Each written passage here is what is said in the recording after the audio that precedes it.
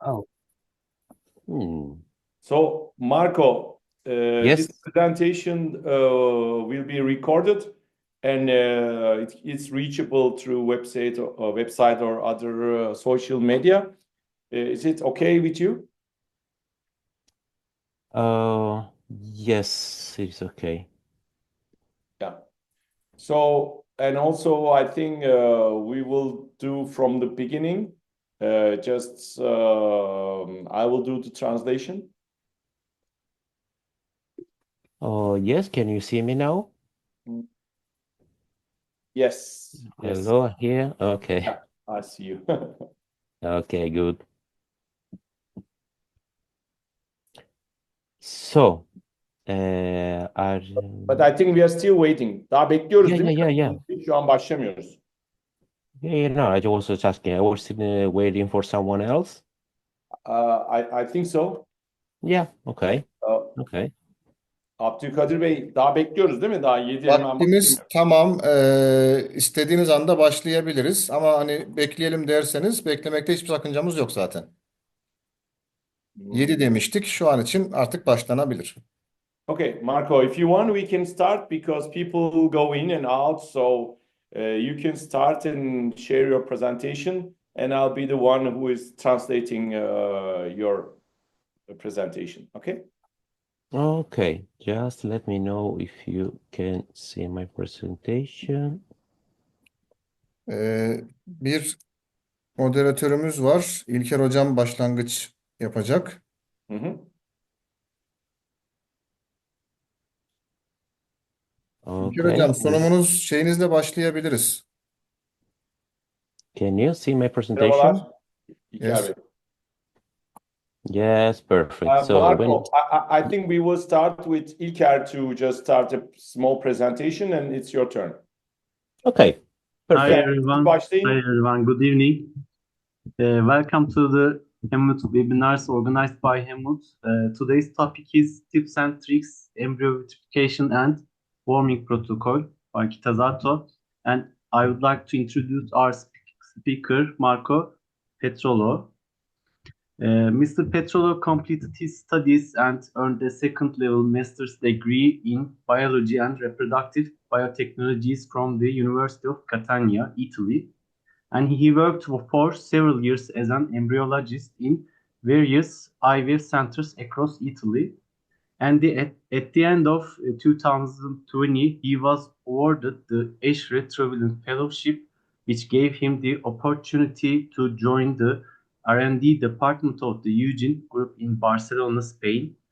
His research focused on the impact of gamete quality on pre-implantation embryo development, with a special focus on morphokinetic parameters and embryo cleavage patterns. If you have any questions, you can write your questions in English to the chat section or Turkish. We can ask the questions to Mr. Petrolo after the presentation. Please, Mr. Petrolo, microphone is yours.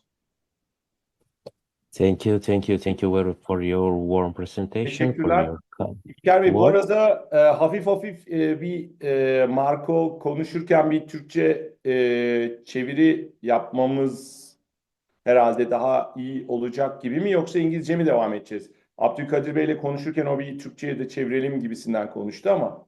Ya akışı çok bozmayacak şekilde yapmamız gerekir gibi düşünüyorum ben ama tabii Abdülkadir Hocam Önemli yerlerde yaparız olmadı. Yani bir en olur. basit anlayabileceğimiz, herkesin anlayacağı kısmı geçeriz. Sonrası daha detaylı yerlerde Türkçe'de devam ederiz. Okay, so Evet. Marco, you can just continue in English. Then wherever it's needs to be translated, I will help everybody to be some translation or other people who knows better English. Okay? Okay. Well, feel free to interrupt me whenever you think it is a good time, and just I will stop. You can translate. Okay. Yeah. So, well, first of all, thank you everybody for your kind introduction and for your invitation. Yeah, I will start with a quick introduction regarding the Kitazato company, which you may already know. I think that you are already users of Kitazato, almost all of you. but it's always good to refresh a little bit what we are, what are our values. And then I will go strictly direct to the Kitazato method with some tips and tricks. And at the end of my presentation, I will share you also some insight on our latest innovation, which are the ultra-fast warming and vitrification, but not only this. So, well, this is just a quick introduction about the history of cryopreservation. Everything started around the early 50s with the very first slow freezing protocols, but everything changed during the early 2000s, when the Kitazato decided to launch into the market the Kitazato method, the Kitazato media, and which helps to the spreading of the vitrification protocol in all the laboratories all over the world. And this was a revolution in terms of cryopreservation, because the vitrification avoid all the problems with the slow freezing head, like first of all, the formation of ice crystals, which ultimately can provide some damage to the cells and affect the survival rate of our cells and embryos. Over the past 26 years, Kitazato became its path to success. We are now distributing on more than 80 countries all over the world. 120 if you consider also the main part covered directly from Japan by the Kitazato company, so the Asia part and the Australia market. And becoming what we are today. Today, Kitazato is the gold standard in cryopreservation and one of the top 3 global suppliers worldwide. What became the gold standard in cryopreservation? This is just a slide with a paper from Laura Rienzi 2017 about the importance of having a good and efficient cryopreservation program inside of our labs, inside of your labs, because it helps us, provide us the opportunity to vitrify the oocyte in all the case when there is no sperm recovery, in all the case of fertility preservation, both for social or medical reason, and it became also fundamental for the embryos, especially for in all the cases like the PGT cycles, where it is mandatory, fundamental to have an efficient cryopreservation program. Like the other competitors into the market, Kitazato does not offer only the kit, the straws, or the plate, but we are developed this entire method composed by the kit, the straw, and the method, and this become the gold standard worldwide because it's specifically developed to work together as one, and this become the gold standard worldwide to do these unbeatable outcomes. What are the main advantages of the Kitazato solution? First of all, they are all synthetic with no presence of albumin or with no presence of human serum or animal serum, which ultimately can avoid any sort of contamination into our media. We also have the DMSO, the methyl sulfoxide, and the EG, the ethylene glycol, as permanent cryoprotectant, and these provide excellent results and reproducible results. But why we decide to develop this totally synthetic formula? We always look at literature. Every day we are spending part of our time revising the new insights from the literature, and from this study it is clear that the introduction of the hydroxypropyl cellulose instead of the albumin provides a higher viscosity to the media. And I will show you later why it's important to have a high viscosity to the vitrification media. This ultimately improves the detachment from the specimen from the cryotop and help us to avoid any sort of mechanical stress for our specimen. The introduction of the trialose instead of the sucrose, because it is clear from the literature that is a better promoter of the transition to the vitreous stage, and from these studies analyzing the ultrastructure, especially for the oocyte, it is clear that the trialose has a better capacity to protect the cell membranes. Sorry for interrupting, Yep, Mr. Petrolov. yep. Onur Bey, Mhm. acaba her slide geçişinde çok kısacık o slaytı böyle çok minicik özetleseniz mi? Okey. Ben öyle yapsak daha iyi olabilir diye. Ben Evet. durmayın dediniz diye öyle gidiyordum. Hani her cümlenin sonunda kesmek değil de her slaytın sonunda o slaytı anlatan böyle bir iki cümleyle eşliğiyse sanki daha faydalı olacak gibi düşünüyorum. Is it possible to go back one back slide? This one? Yes. Ya en başta şimdiye kadar genelde vitrifikasyonun tarihi işte neleri değiştirdiği, ne yapmamız gerekiyor, nerelerde kullandığımız hani bunlar daha çok hepimizin bildiği hani sizin bizden çok daha iyi bildiğiniz şeyler ama hani Kitazato neden vitrifikasyonda hani gold standart hani genelde herkesin ana kullandığı ürün olmasıyla ilgili konuşuldu. O da hani içeriğiyle ilgili ve devamlı yapılan çalışmaların e, takip edildiği ve takip edilen çalışmalardan dolayı devamlı bir kendini geliştirme içinde olduğu.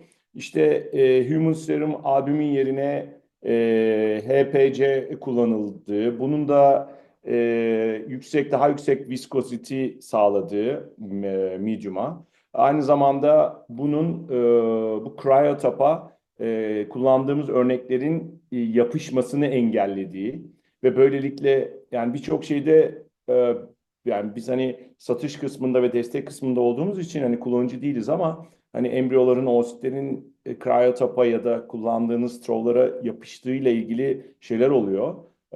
Bize yani yapışıyor falan gibi şikayetler geliyor. Bu kullanılan HPC'nin Human Serum albümün yerine bu yapışmayı daha azalttığı ve böylelikle daha iyi survival verdiği ile ilgili. Aynı zamanda tralozun ve sükrozun arasındaki farkı neden tralozun tercih edildiği ile ilgili şeylerden bahsedildi. İşte hücre membranlarına e, daha yani kapasiteli olduğundan dolayı sel membranını daha iyi koruduğuyla ilgili Treloz'un sükroza göre tercih edilmesinin daha iyi olacağını dan bahsetti. O yüzden de hani piyasada 3-4 tane farklı firmanın vitrifikasyon çözümleri var ama Kitazato'nun her zaman hepsinin önünde gittiğinden bahsedildi şimdiye kadar. Yeah, you can continue. Okay, And, okay. and is it okay if after each slide I will make a small summary? Okay, okay. Well, Okay. okay. When Thank it's you. finished, Thank you. just wait 10 seconds so I can make a translation. It's fine? Okay, okay, perfect. Yeah. Oh, so from this two slide, I'll go very quickly because it's just the composition of the kit Hı hı. from Kitazato. Ya burada All zaten our kitato'dan bahsediliyor içinde ne olduğuyla. Yeah. mm, all our solutions are specifically developed to covering all the stage of development. So from the oocyte to the zygote stage to the cleavage stage, also for the blastocyst stage, and they are solution ready to use. This is just the composition of the kit. A basic solution which you use only for the oocyte, one vial of equilibration solution, and two vials of vitrification solution. Hı hı. These are Buradaki the kit. kitin içeriğinden bahsedildi. Ama şimdi yeni OSIT Ultra Fast Vitrification'a da geçince yine onların bazılarının kullanılmayacağını da anlatacak muhtemelen triklerde. Sadece OSIT'te kullandığımız Basic Solution var. Onun dışındaki şeyleri embriyo vitrifikasyonunda kullanıyoruz. Sadece Basic Solution'ı şeyde kullanmıyoruz OSIT. Host için kullanıyoruz. Hı hı. Very quickly, the composition of the towing media. Also, the towing media are specifically developed for all the stage of development and is composed of two vials of TS, one vial of DS solution, dilution solution, and one vial of washing solution. Moving from a concentration of trialose from 1.2 molar into the TS solution to 0.6 molar of DS solution to 0 molar of in the WS solution, the washing solution. Ya burada da towing solution'ları kullanıyor. Kitazato'nun kitleri hem Oocity hem Embryo'nun her stage'i için kullanılabilir ürünler. Bu eski yani halihazırda bu ürün de var ama bu ürünün içinden iki tane towing solution, bir tane dilution, bir tane washing solution çıkıyor. Ama şimdi yeni geçilen ultra fast vitrification'da sadece 4 vial olarak towing solution çıkıyor. Çünkü yeni yapılan çalışmalarda bu diğer iki step'in yapılmasına gerek olmadığı bayağı seneler çalışmadan sonra ve sadece direkt ultra fast towing yaparak da hem oositte hem embriyoda en az eskiden kullandığımız başarı oranını yakalayabileceğimiz ve çok daha hızlı bir saniye, bir dakika gibi bir sürede çözebileceğimizle ilgili çok detaylı data var ve bunun CE'si de alındı. O yüzden şu anki kitte bu var. Ama ultra, şimdi birazdan herhalde ondan da bahsedecek. Ultra Fast Towing kitinde sadece 4 tane towing solution'dan var. Please, Marco. Yes. Yes. Oh, well, this is the cryotop. You may already know the cryotop, which is I mean, the queen or the king of the entire method. It is consisted in a thin polypropylene strip coming from two different pieces of plastics produced together, then produced separated, then fused together. And it consists in this polypropylene strip, which is really, really thin and allow us to load up to 4 specimens per cryotop, which ultimately optimize the storage space inside of our cryo tank. Bu da cryotop ürünü. Hani piyasada farklı straw'lar da var. Bir tane tutma plastik kısmı var. Bir de ucunda çok ince bir strip kısmı var. Yani birçok kişi aslında bu cryotop konusunda bizim Türkiye'de, ya bizim firma olarak hani satışlarımız da çok yüksek miktarlarda ama hani bazı kullanıcılar bunun çok önemli olmadığını düşünüyorlar ama yapılan hani biz Kitazato ile konuştuğumuzda aslında towing medium'un ne kadar yüksek volümde kullanılması çok önemli. İkincisi de cryotop çok önemli. Çünkü cryotop'ın ne kadar ince olmasıyla sizin dondurulmuş eksi 196 dereceden aldığınız straw'u medium'a batırdığınız zaman oradan bu tabandan medium'u embriyoya ulaşan sıcaklığın ne kadar hızlı 37 dereceye çıkarmasında o oradaki strip'in kalınlığının çok önemli olduğu ve gerçekten başarı oranında etkilediğini çok söylüyorlar. Ama tabii bu bir öneri. Farklı marka taşıyıcılar da kullanıyor birçok müşterimiz Kitazato Medium ile beraber ama biz komple set halinde kullanıldığında maksimum başarı oranını sağlayacağını düşünüyoruz. Ya Marco. Well, yeah, this is just the final release of Cryotop. We are always working to improve the quality of our Cryotop. In the final release, you can see these 3 black marks, which help us to recognize from which side the specimen should be loaded. And now we have this diamond tip at the end of the cryotop, which help the penetration into the media, first of all, and it is become fundamental for the loading of the cryotop. You can focus on this black diamond tip to help the loading of the cryotop itself. Ya burada cryotop'u görüyoruz. En arkasında ve ortadaki yani uca yakın taraftaki siyah yerler hangi embriyoyu nereye yükleyeceğinizi daha iyi. Yani uçtaki kısım aldığınız zaman straw'u sıvı azot tankına ya da içine yerleştirirken işinize yarıyor. Ortadaki kısım çözerken daha çok işinize yarıyor. Çünkü embriyoyu hangi ya da oostin nereye, hangi taraftaki straw'un hangi yani önüne mi arkasına mı yüklediğinizi anlamanız için. O ucunun da diamond tip dediği yerdeki bu iğne ucu gibi olmasının sebebi dış straw'a daha rahat girebilmesi için.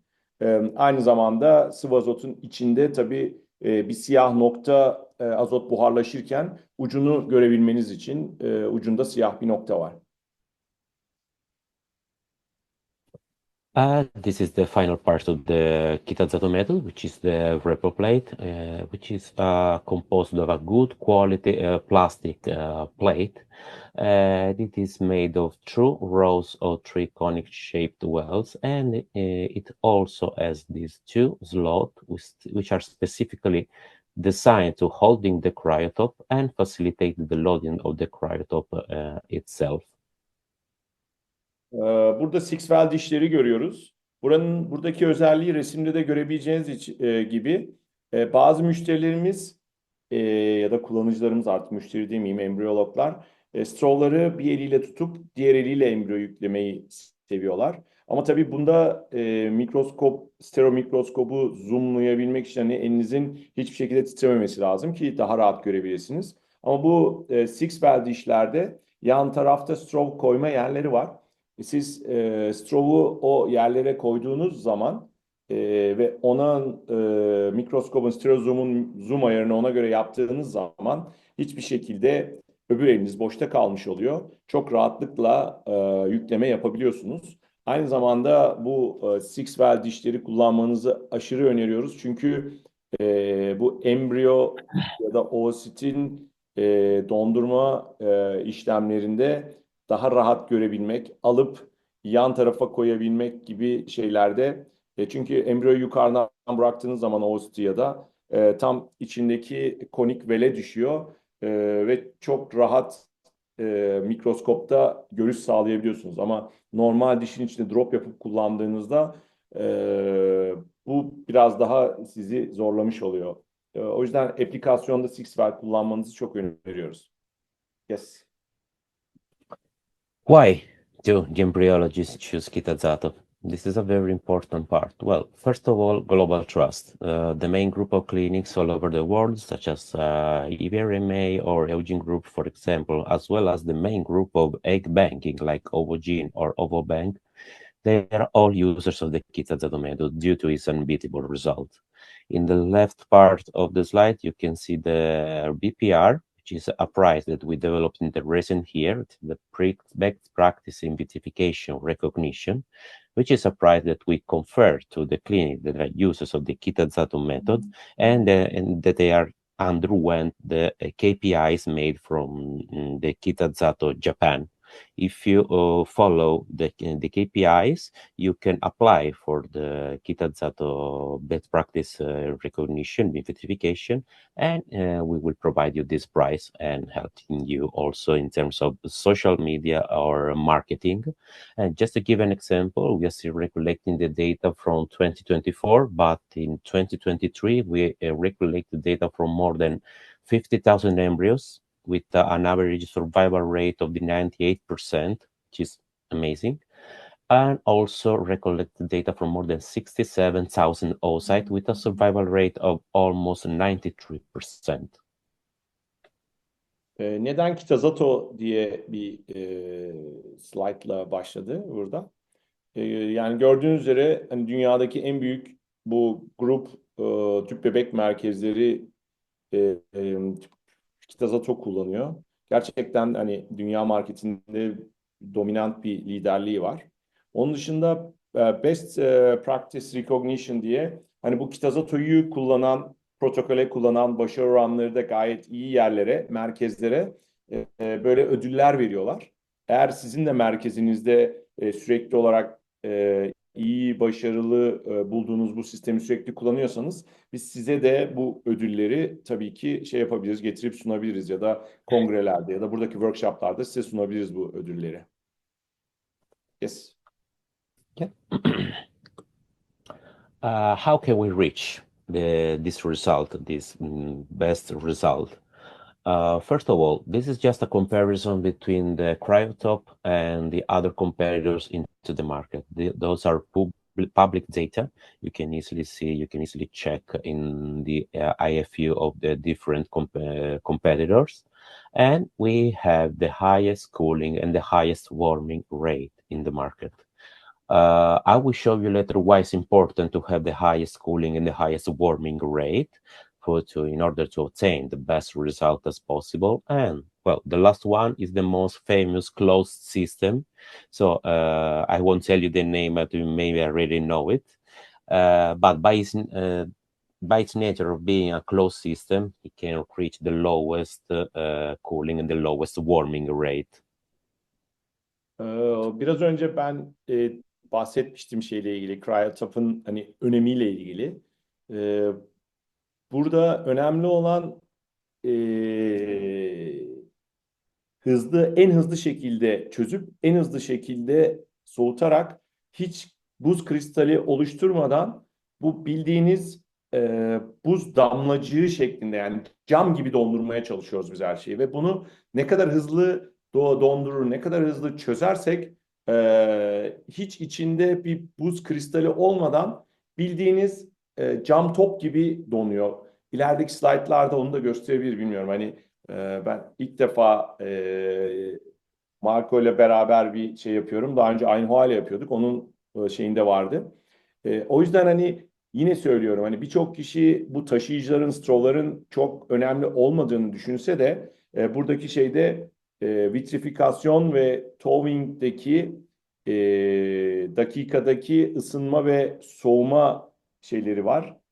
Açık ara hani cryotop'la dondurduğun zaman çok daha hızlı dondurup çok daha hızlı çözebiliyorsunuz. Bu da size bir başarı sağlıyor. Yani strovlar hiç önemli değil gibi düşünmek çok da mantıklı değil açıkçası. Yes.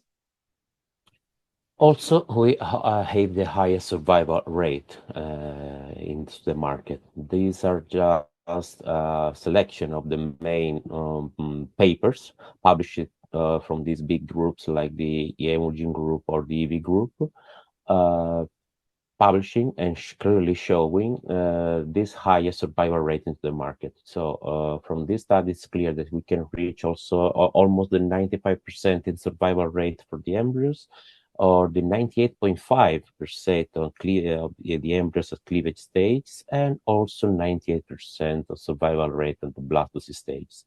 These are just paper that you can, if you want to check at the literature, you can easily find and check that they can confirm this amazing result from of our kit from these papers.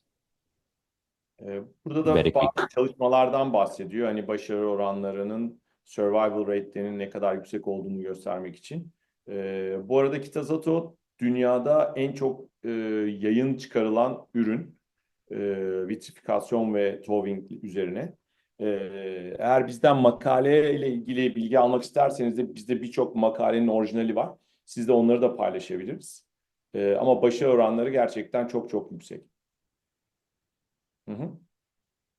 Since result also from our studies, I'm going very quickly through the studies because if you, in case you are interested in, feel free to send me an email. I will send you this paper so you can easily check. Just to remark that we have the highest clinical pregnancy rate, ongoing pregnancy rate, and also live birth rate in the market compared to the other competitors into the market. Very quick. If you want to say something, but yeah. Burada da başarı oranlarıyla ilgili bazı çalışmalar var. Yüksek başarı oranları var ürünü kullanan merkezlerde. Also, another thing to take into consideration is that the long-term storage of the vitrified embryos and oocyte does not affect at all the clinical pregnancy and the live birth rate. This is a paper published in 2023 from the Eugene Group in Barcelona, where they analyzed more than 41,000 vitrified warm oocyte, divided in 4 different categories per year, and they clearly show that the long-term storage from up to 4 years for the oocytes does not affect at all the clinical outcomes. Burada da dondurduğumuz embriyoların ne kadar uzun süre saklanacağıyla ilgili bir çalışma var.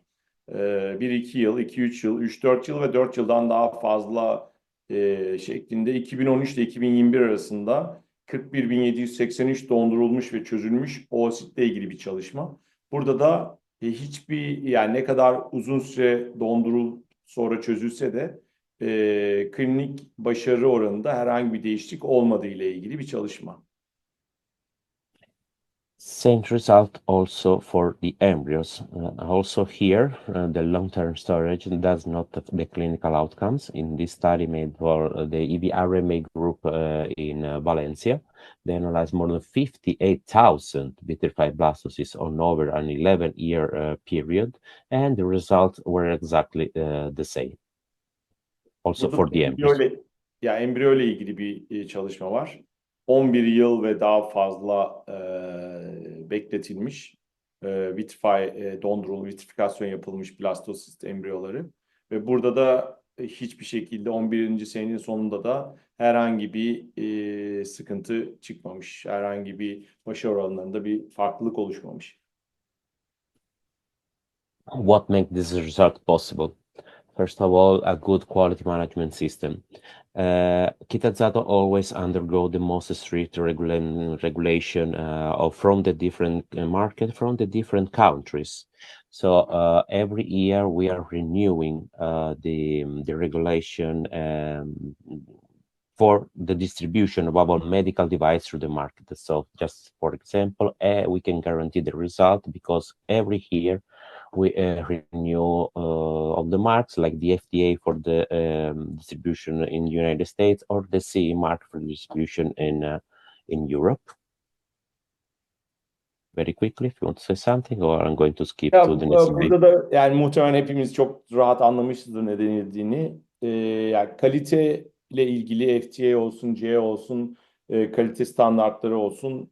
Kitazato 80'den fazla ülkede registre edilmiş, kayıt edilmiş ve devamlı kullanılan bir ürün.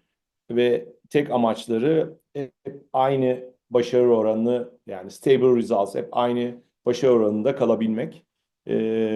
Bunu da Türkiye'de de biz bayağı zamandır, yani biz 10 senedir falan distribütörüyüz. Gerçekten hani hiç başımızın ağrımadığı, çok az sıkıntıyla karşılaştığımız ürünlerden biri. O yüzden biz de bu konuda memnunuz. I also want to thank you for Kitazato for having such a good product, because in Turkey we also have experienced all these very stable results for a long time. We've been in the market long time, and we are so happy that we have very rarely some complaints and which can be fixed easily. So Okay. I also would like to thank you, Marco, for offering this such a nice product to us. Thank you. Well, very quickly. Also, well, just papers to remark that there is no risk at all in terms of cross-contamination by using an open system instead of a closed system. I cannot see you, Onur. Yeah. Mm, Ya okay. burada da cross contamination hep bizim düşündüğümüz, acaba açık sistemde işte dondurursak diğer hastaların bir embriyosundan herhangi bir kontaminasyon olur mu gibi birçok soru geliyor. Acaba kapalı sisteme geçelim mi gibi. Yani kapalı sistemde her zaman için dondurma ve çözme hızı biraz daha düşük oluyor açık sisteme göre. Çünkü birinde direkt sıvı azota batırıyorsunuz. Bizim semi-closed diye bir SC diye bir modelimiz var. Onda da çok yüksek. Çünkü onda da yine sıvı azotu straw'un içinde batırıyorsunuz ve sonra kapatıyorsunuz. Yani yine aslında iç straw direkt sıvı azotla dolmuş oluyor. Ama piyasadaki diğer kapalı straw sistemlerinde önce kapatıyorsunuz, sonra sıvı azota batırıyorsunuz. Bu şekilde yapıldığı zaman dondurma ve çözme hızı çok çok düşük oluyor ve başarı oranlarını da etkileyebiliyor. Open sistem, yani açık sistem straw'larda dondurma ve çözme yaptığınızda cross contamination ile ilgili bir sıkıntı olmadığı ile ilgili birçok çalışma var. Also, yeah, other papers they're still remarking the same thing. Just to remark the importance or the importance of saying this message that no risk at all of using an open system. But also, if you're using an open system instead of a closed system, from this paper it is clear that you can reach a higher survival rate and better clinical outcomes instead of a closed system. Yeah. So if there is no cross-contamination risk, I think it's useless to use closed system, right? Yeah, I mean, from this paper, it's clear that you can, with an open system, provide better survival, fertilization, cleavage, implantation That's rates. very, very Also, the good. ultrastructure is better Yeah. protected and preserved. But also Kitazato SC is also half open, so I think the results are also good. I can see that the vitrification and thawing rate is also good enough, isn't it? Well, we are the best in terms of the open system. Our open system, we can provide the better results. I mean, this is just it's just a sum of papers that remark that with an open system you can reach a better result without any sort of risk of cross-contamination. So you can go, you can be sure that you are safe when you're using our systems. Okay. Ya yine aynı şekilde eğer biraz önceki slayttaki gibi ya da konuştuğumuz gibi yani açık sistem straw'larda cross kontaminasyon riski olmadığı söyleniyor ve closed sistem kullanabilirsiniz ama open sistemde daha iyi survival rate, daha iyi fertilizasyon, daha iyi cleavage embriyoları, implantasyon rate'leri falan hepsi çok daha iyi oluyor. O yüzden bizde iki metot olmasına rağmen biz open sistemi öneriyoruz. Now I'm going direct through the most scientific part. So I'm going to speak with also other embryologists as an embryologist, which is the part that I prefer, speaking specifically about the cryotop, vitrification and warming method. I will start with the embryos, just to remark later the difference between the embryos and the oocyte, the slightly difference between the embryos and the oocytes. So, what happened when we put an embryo or an oocyte in this case into a solution with cryoprotectant? Well, first of all, the cells start to shrink, to lose water and shrink because they are losing water, and they start to incorporate cryoprotectant, permanent cryoprotectant. In this phase, it's important to observe and wait to see until the oocytes or the embryos reach at least the 90% of the original shape, so the 90% of Fourier expansion before moving the specimen from to the next step, which is the vitrification step. Bu equilibration step'inde ilk önce suyu dışarı çıkartıyoruz. Sonra da zaten embriyoyu ya da oocyte'i vitrifiye ederken hep aynı şeyi yapıyoruz. İçindeki hücrenin içindeki suyu güzel bir şekilde dışarı çıkartıp ondan sonra içine cryoprotectanı sokup sonra dondurarak içinde hiç kristal olmadan dondurup çözerken de içindeki cryoprotectanları dışarı çıkartıp içine su koyup normal embriyo haline geri getirmeye çalışıyoruz. Yani vitrifikasyonun ana olayı o. Su dışarı, cryoprotectan içeri, dondurma. Ondan sonra cryopektan dışarı, su içeri, çözme normal haline gelmesi. So, yeah, it's important to wait until the full expansion because, as I love to say, in general, you should always talk with your embryos and your oocyte because they are always talking to you.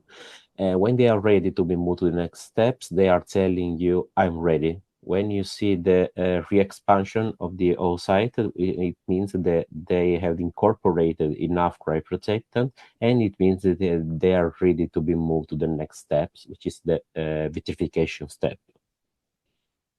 In this case, into the vitrification solution, we have the same permanent cryoprotectant, the DMSO and the ethylene glycol, but in a higher concentration. But also here we have a non-permanent cryoprotectant, which is the trialose, that help the cell to take out the remaining part of water it still have inside and reincorporate the cryoprotectant.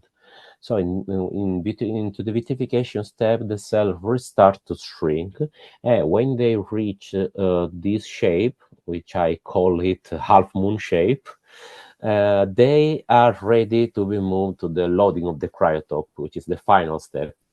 In this phase, it's very important to be aware of timing because an overexposure to the vitrification solution may dehydrate too much the oocyte, and they can reach this kind of shape. In this case, these oocytes or these embryos are too much dehydrated. And yes, maybe they can survive after thawing, but they will not be able to recover the original shape.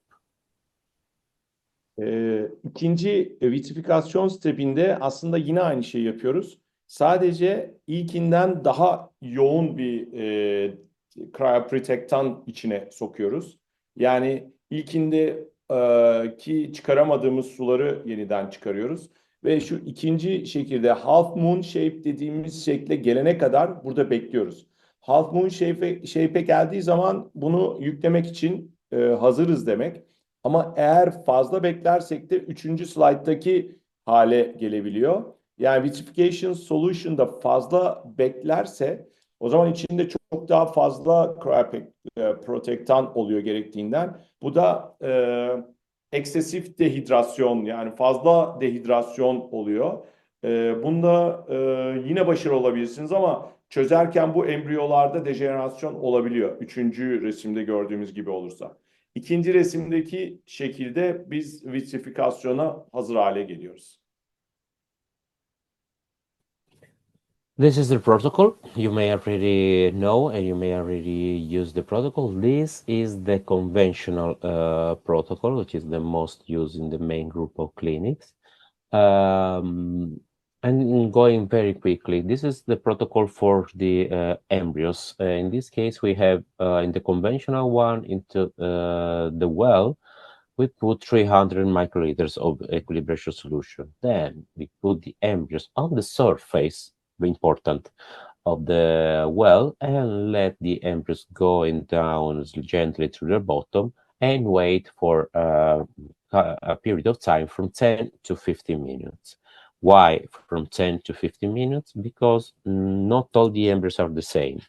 If after 10 minutes they are really re-expanded, it means that they are ready to be moved to the vitrification step. If they are still not re-expanded, you should wait for 1 minute, 2 minutes, until 15 minutes at maximum before moving the specimen from the ES to the VS solution in this case. Embriyo protokolünde en başta 300 mikrolitre ilk vele en yukarıdan koyuyoruz ve aşağı kadar bu velin dibine kadar gitmesini bekliyoruz. Ve burada 10 ila 15 dakika arasında bekliyoruz. Neden 10 ila 15 dakika derseniz de bütün embriyoların aynı olmadığı, bazı embriyoların daha erken re-expand olduğu yani yeniden kendini ilk önce büzülüp shrink edip sonra yeniden geldiği, bazılarının 11. dakikada, bazılarının 12. dakikada, bazılarının ama en fazla 15. dakikaya kadar bunun olduğu ama 10 ila 15. dakika arası demek istediğimiz konu o. Yani bazısı 10. dakikada olabilir, bazısı embriyo 11.de, 12'de, 13'ünde, 15'e kadar bekliyoruz ilk step'te, equilibration solution step'inde, ilk step'te. Ve oraya 300 mikrolitre koyuyoruz medium'dan. So after 10 to 15 minutes, we take the embryo and move to the VS solution. Now we have two different wells with 300 vitrification solution each. Very important here. First trick that I can provide to you. So I will go through also into the tips and tricks step by step. Is that when you move the embryos from the ES solution into the VS solution, it's always better to leave the embryos on the surface of the well, because in this case, you can see that the difference of composition of cryoprotectant between the ES solution and the VS solution, it shows clearly that the excess of the ES remain on the surface of the well. Then take the embryo and put into the bottom of the well. It's just a trick to provide a pre-wash of these embryos, because the final goal into the VS1 and VS2 is to wash and clean very well the embryos from the excess of equilibration solution.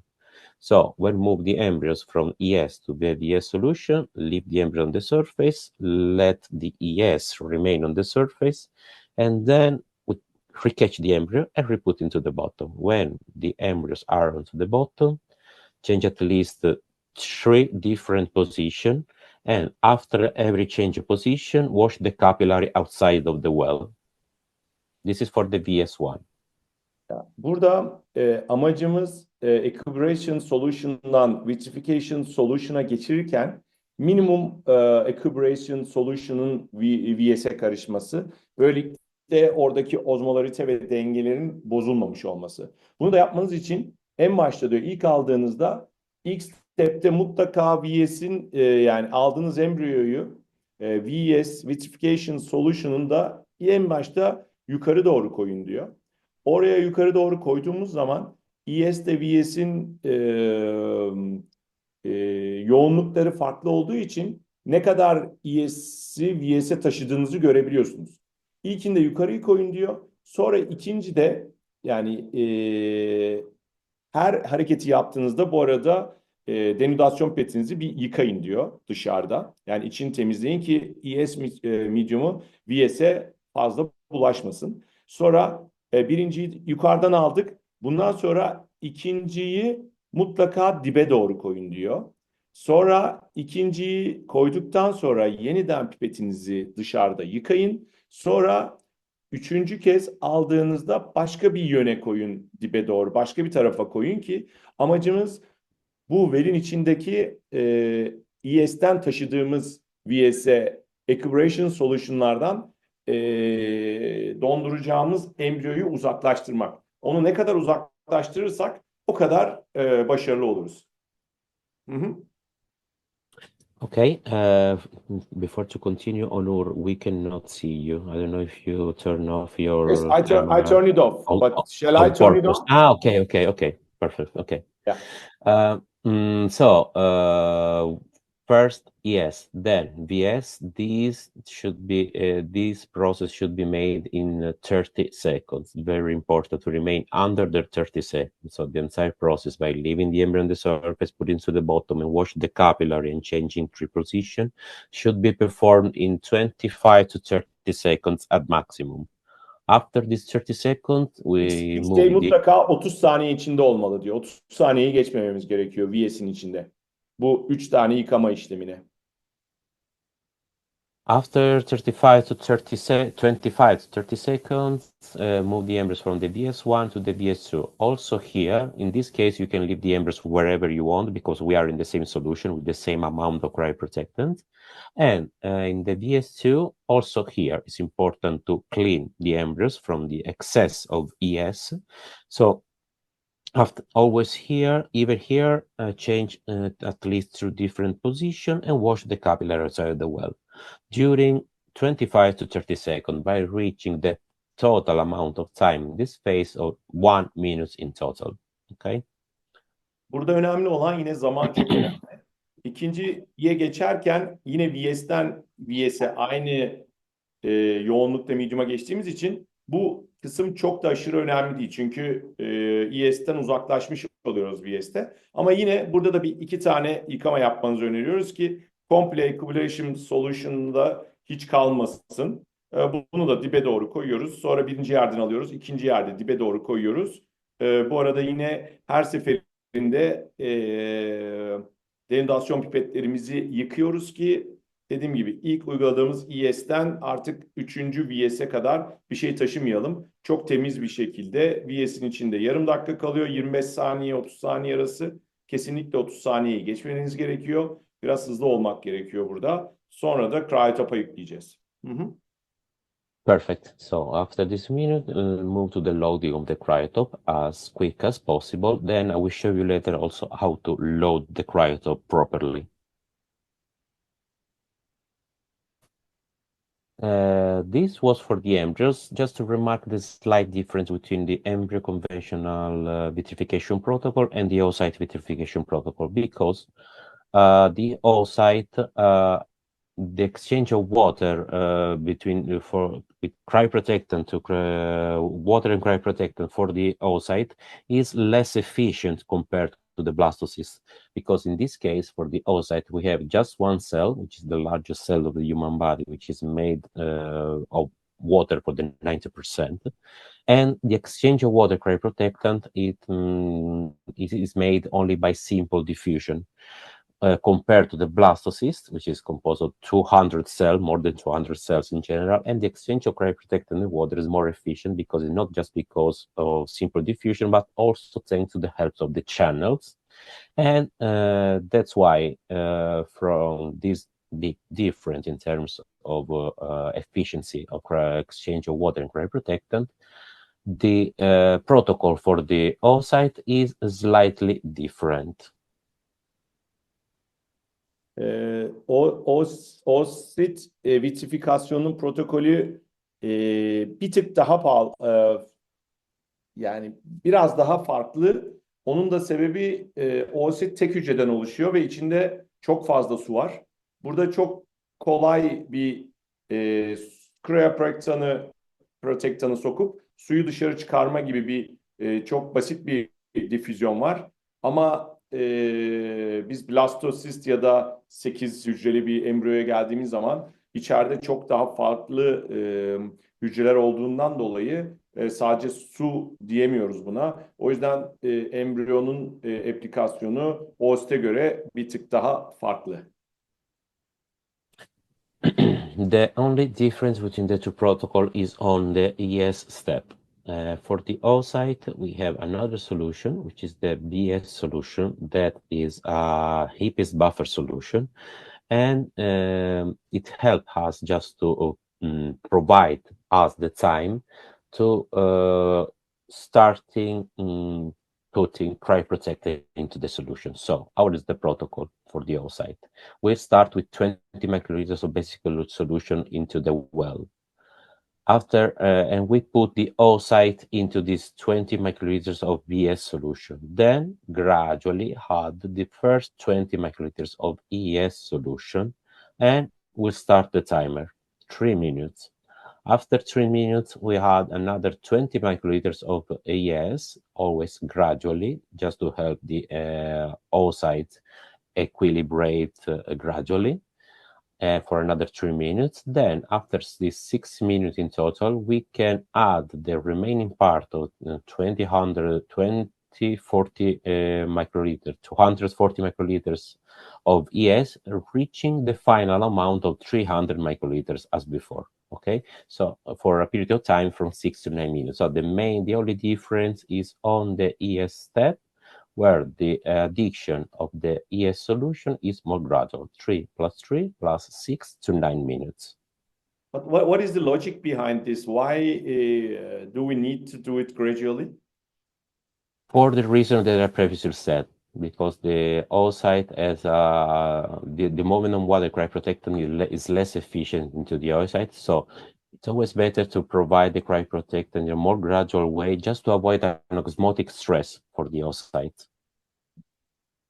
In this case, in the first 3 minutes, the oocyte are exposed to a less amount of cryoprotectant, because in 20 microliter there is a lower amount of cryoprotectant, and they start equilibrating in a more gradual way. Oositle embriyo vitrifikasyon arasındaki tek fark ES soluşunu embriyoda normal 300 mikrolitre koyup yukarıdan bırakıp aşağı doğru 10-15 gelip 10-15 dakika bekleyerek yapıyorduk. Burada ise yavaş yavaş yapıyoruz. Hani neden bunu yapıyoruz dediğimizde oositle embriyonun içinde uygulanan cryoprotectant miktarının yavaş yavaş arttırılması gerektiğini, birden hepsini 300 mikrolitreyi koyduğumuz zaman muhtemelen aşırı bir cryoprotektan girişi oluyor. Çünkü çok büyük bir volümda su var içinde. O yüzden bunu yavaş yavaş yapmamız, daha az cryoprotektanı yavaş yavaş ekleyerek yapmamız gerekiyor. Aslında kolay bir protokol. Sadece mantığını anladığımız zaman da herhalde unutmayacağımız bir şey. 20-20-240 olarak yavaş yavaş cryoprotektanı OST tanıtıyoruz. Çünkü içinde çok fazla su var. Birden bütün suyun çıkmasını istemiyoruz anladığım kadarıyla. Remaining part of the protocol is exactly the same, both for embryos and oocyte. The Onun only difference is dışındaki ES'ten sonraki protokol VS1 ve VS2 zaten Equilibration Solution'daki cryoprotectanlar girdi. Kendine geldi. Ondan sonra zaten VS1 ve VS2'de sadece ES'ten medium'u uzaklaştırarak embriyoyu ya da OST'i yıkıyoruz. İkisinde de protokol aynı. What about the warming protocol?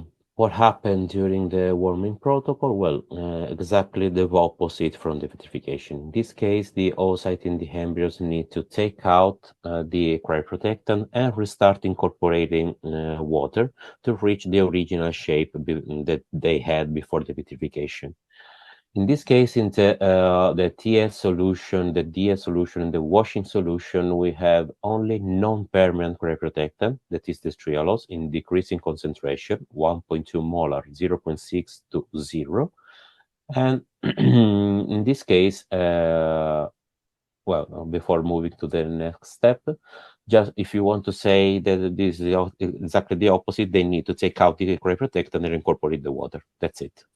Ya en başta da konuştuğumuz gibi vitrifikasyonun ana amacı cryoprotectan içeri, su dışarı, donması çözerken de cryoprotectan dışarı, su içeri ve eski halini alması. Burada da Thawing Solution'da da içerideki cryoprotectanları bu dondurucuları, dondurma özelliği olan maddeleri bir şekliyle dışarı çıkartıyoruz ve yerine su koyuyoruz. Ve hücre eski haline gelmiş oluyor. This is the protocol for the warming step. In this case, we have 4 different steps. And the first step, the TS step, the thawing solution, it needs to be performed at 37 degrees. It's very, very, very important to have 37 degrees. With a volume from 1 to 4 ml at least. This is very important. We show you later why it's important. So first step, 1 minute into warming solution. As quick as possible, move the cryotop from the liquid nitrogen to the TS solution.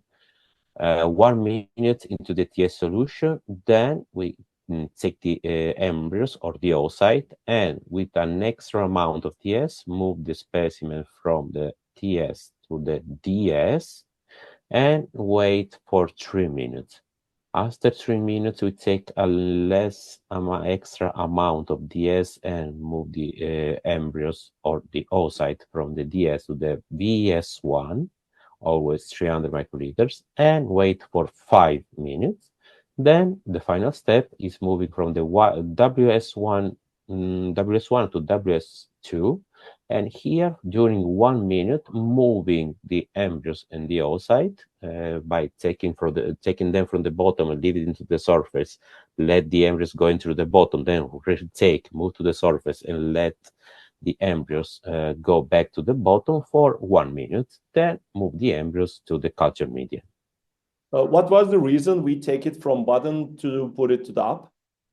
Because if they still have some percentage of cryoprotectant, by doing this movement, the excess of cryoprotectant remains to the surface. It's just a trick that you can use just to be sure that you have a clean and very well washed embryos or oocyte from excess of cryoprotectant. Okay.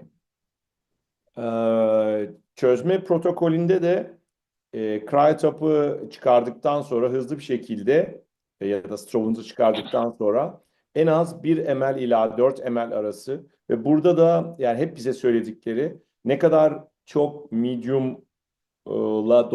çözerseniz o kadar başarınız artar. Çünkü dondurma hızı kadar hatta daha bile önemlisi çözme hızı ve çözme hızı da bir an evvel embriyoyu OST 37 dereceye getirme. Sizin de tahmin ettiğiniz gibi eksi 196 dereceden bir şey çıkartıyoruz donmuş bir şekilde. Ne kadar küçük bir volümdaki bir şeyi içine batırırsak 37 derecedeki o sıvı soğuyacaktır. Ama eğer o volüm ne kadar yüksek olursa o zaman 37 dereceye yakın kalacaktır ve o asit de 37 dereceye çok hızlı gelerek e, çok başarı oranını çok etkileyen en önemli trik yerlerinden biri. Hep bize söyledikleri. Burada da TS'ten sonra 3 dakika DS, oradan sonra washing solution ve ikinci washing solution 300 mikrolitre. Bunlarda da en sonda yine hepsine dibe koyup bekliyoruz. En sonuncu stepte bir dakika içinde dibe koyup sonra yukarı alıp oocyte ya da embriyoyu aşağı inmesini bekliyoruz. Sonra bir defa daha alıp yukarı çıkartıp aşağı doğru inmesini bekliyoruz gibi. Bunu niye yapıyoruz diye sordum. O da en çok artık kalan cryoprotektanlar dışarı çıktığında üste alarak eğer içinde hala bir cryoprotektan kaldıysa onların density'leri, yoğunlukları farklı olduğu için yukarıda kalsınlar. Aşağıya inen embriyoda oosit içinde hiçbir şekilde cryoprotektan kalmasın diye onu yapıyoruz dedi. Bir dakika içinde bunu yaptıktan sonra artık normal kullanabiliyoruz bu embriyoyu ya da oositi rutin işlemlerinizde.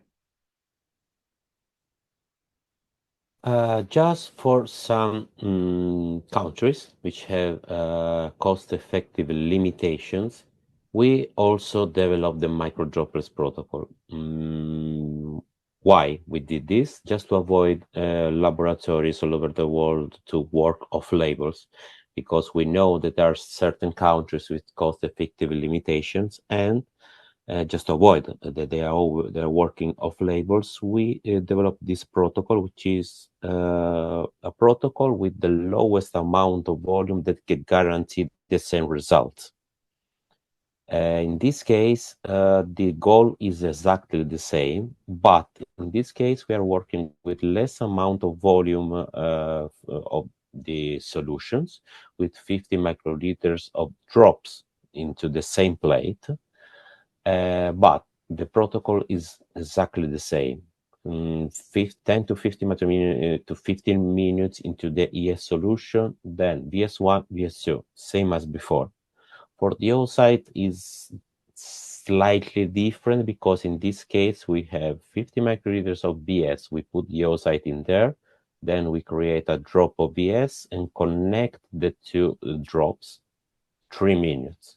Then create another drop of VS and connect the first two to the third one, 3 minutes. Then move the oocyte from the VS, where there still are, to a new drop of ES from 6 to 9 minutes, reaching the same exact amount of volume as before, 12 to 15 minutes.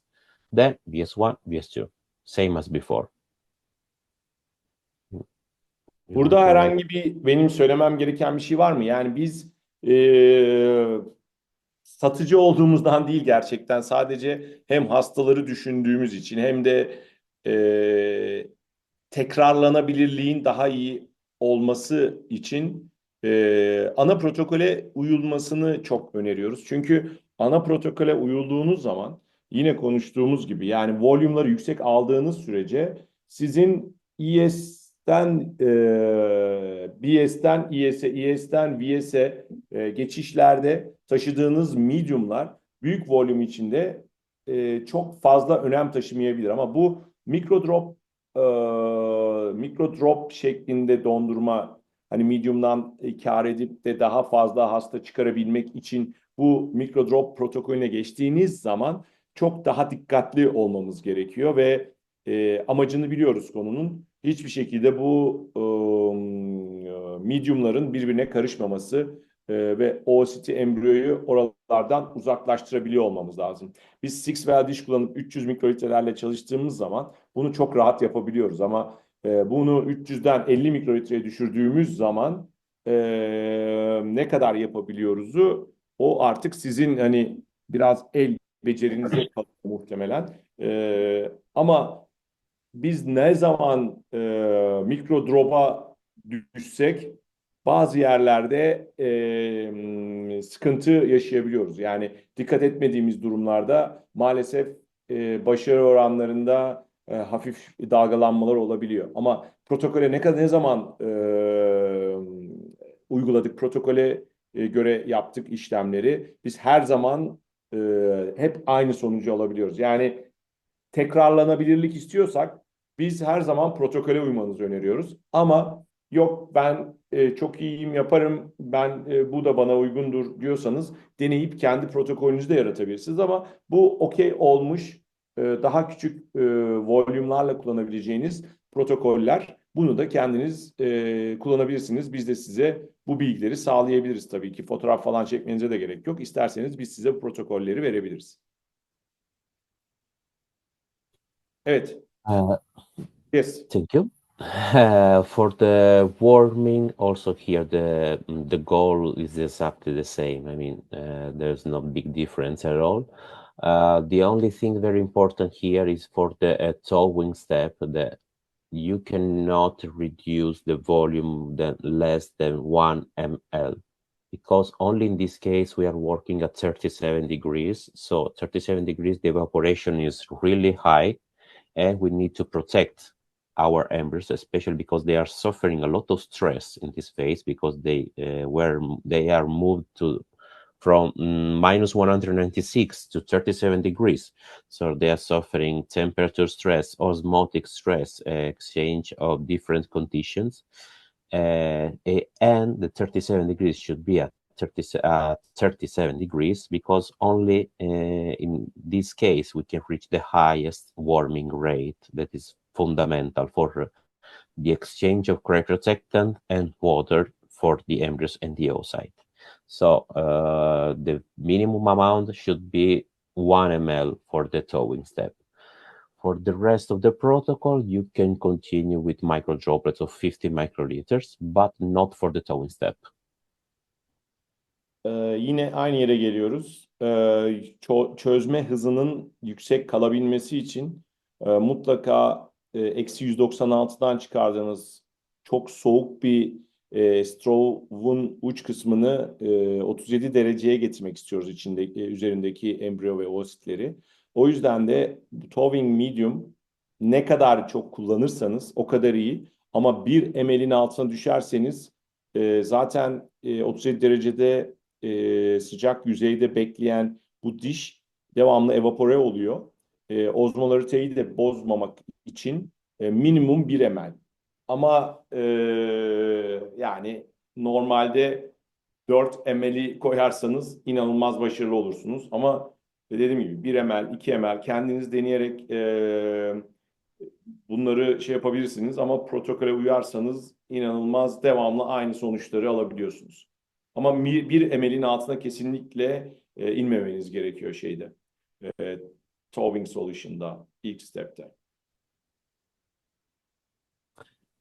What about some tips and tricks for the protocol that I already explained to you?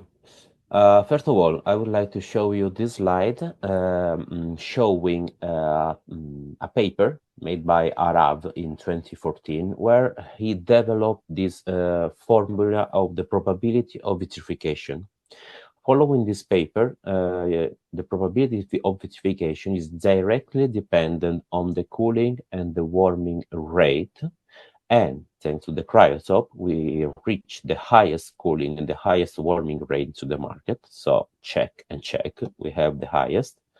It's also directly dependent on the viscosity of the media, and thanks to the composition of the vitrification solution of Kitazato, which the HPC, the hydroxypropyl cellulose, we have the highest viscosity into the market. So also here, check, check, and check. And it is indirectly dependent on the volume.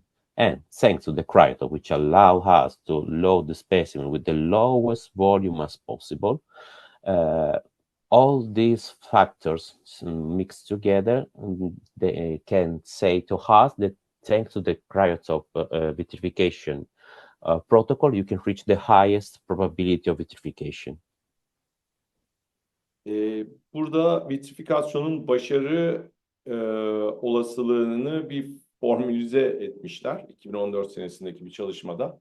Cooling ve warming rate'lerin yüksek olması, viskozitenin yüksek olması vitrifikasyon mediumunun ve volume'un da minimum volume'la dondurabilme üzerine durmuşlar.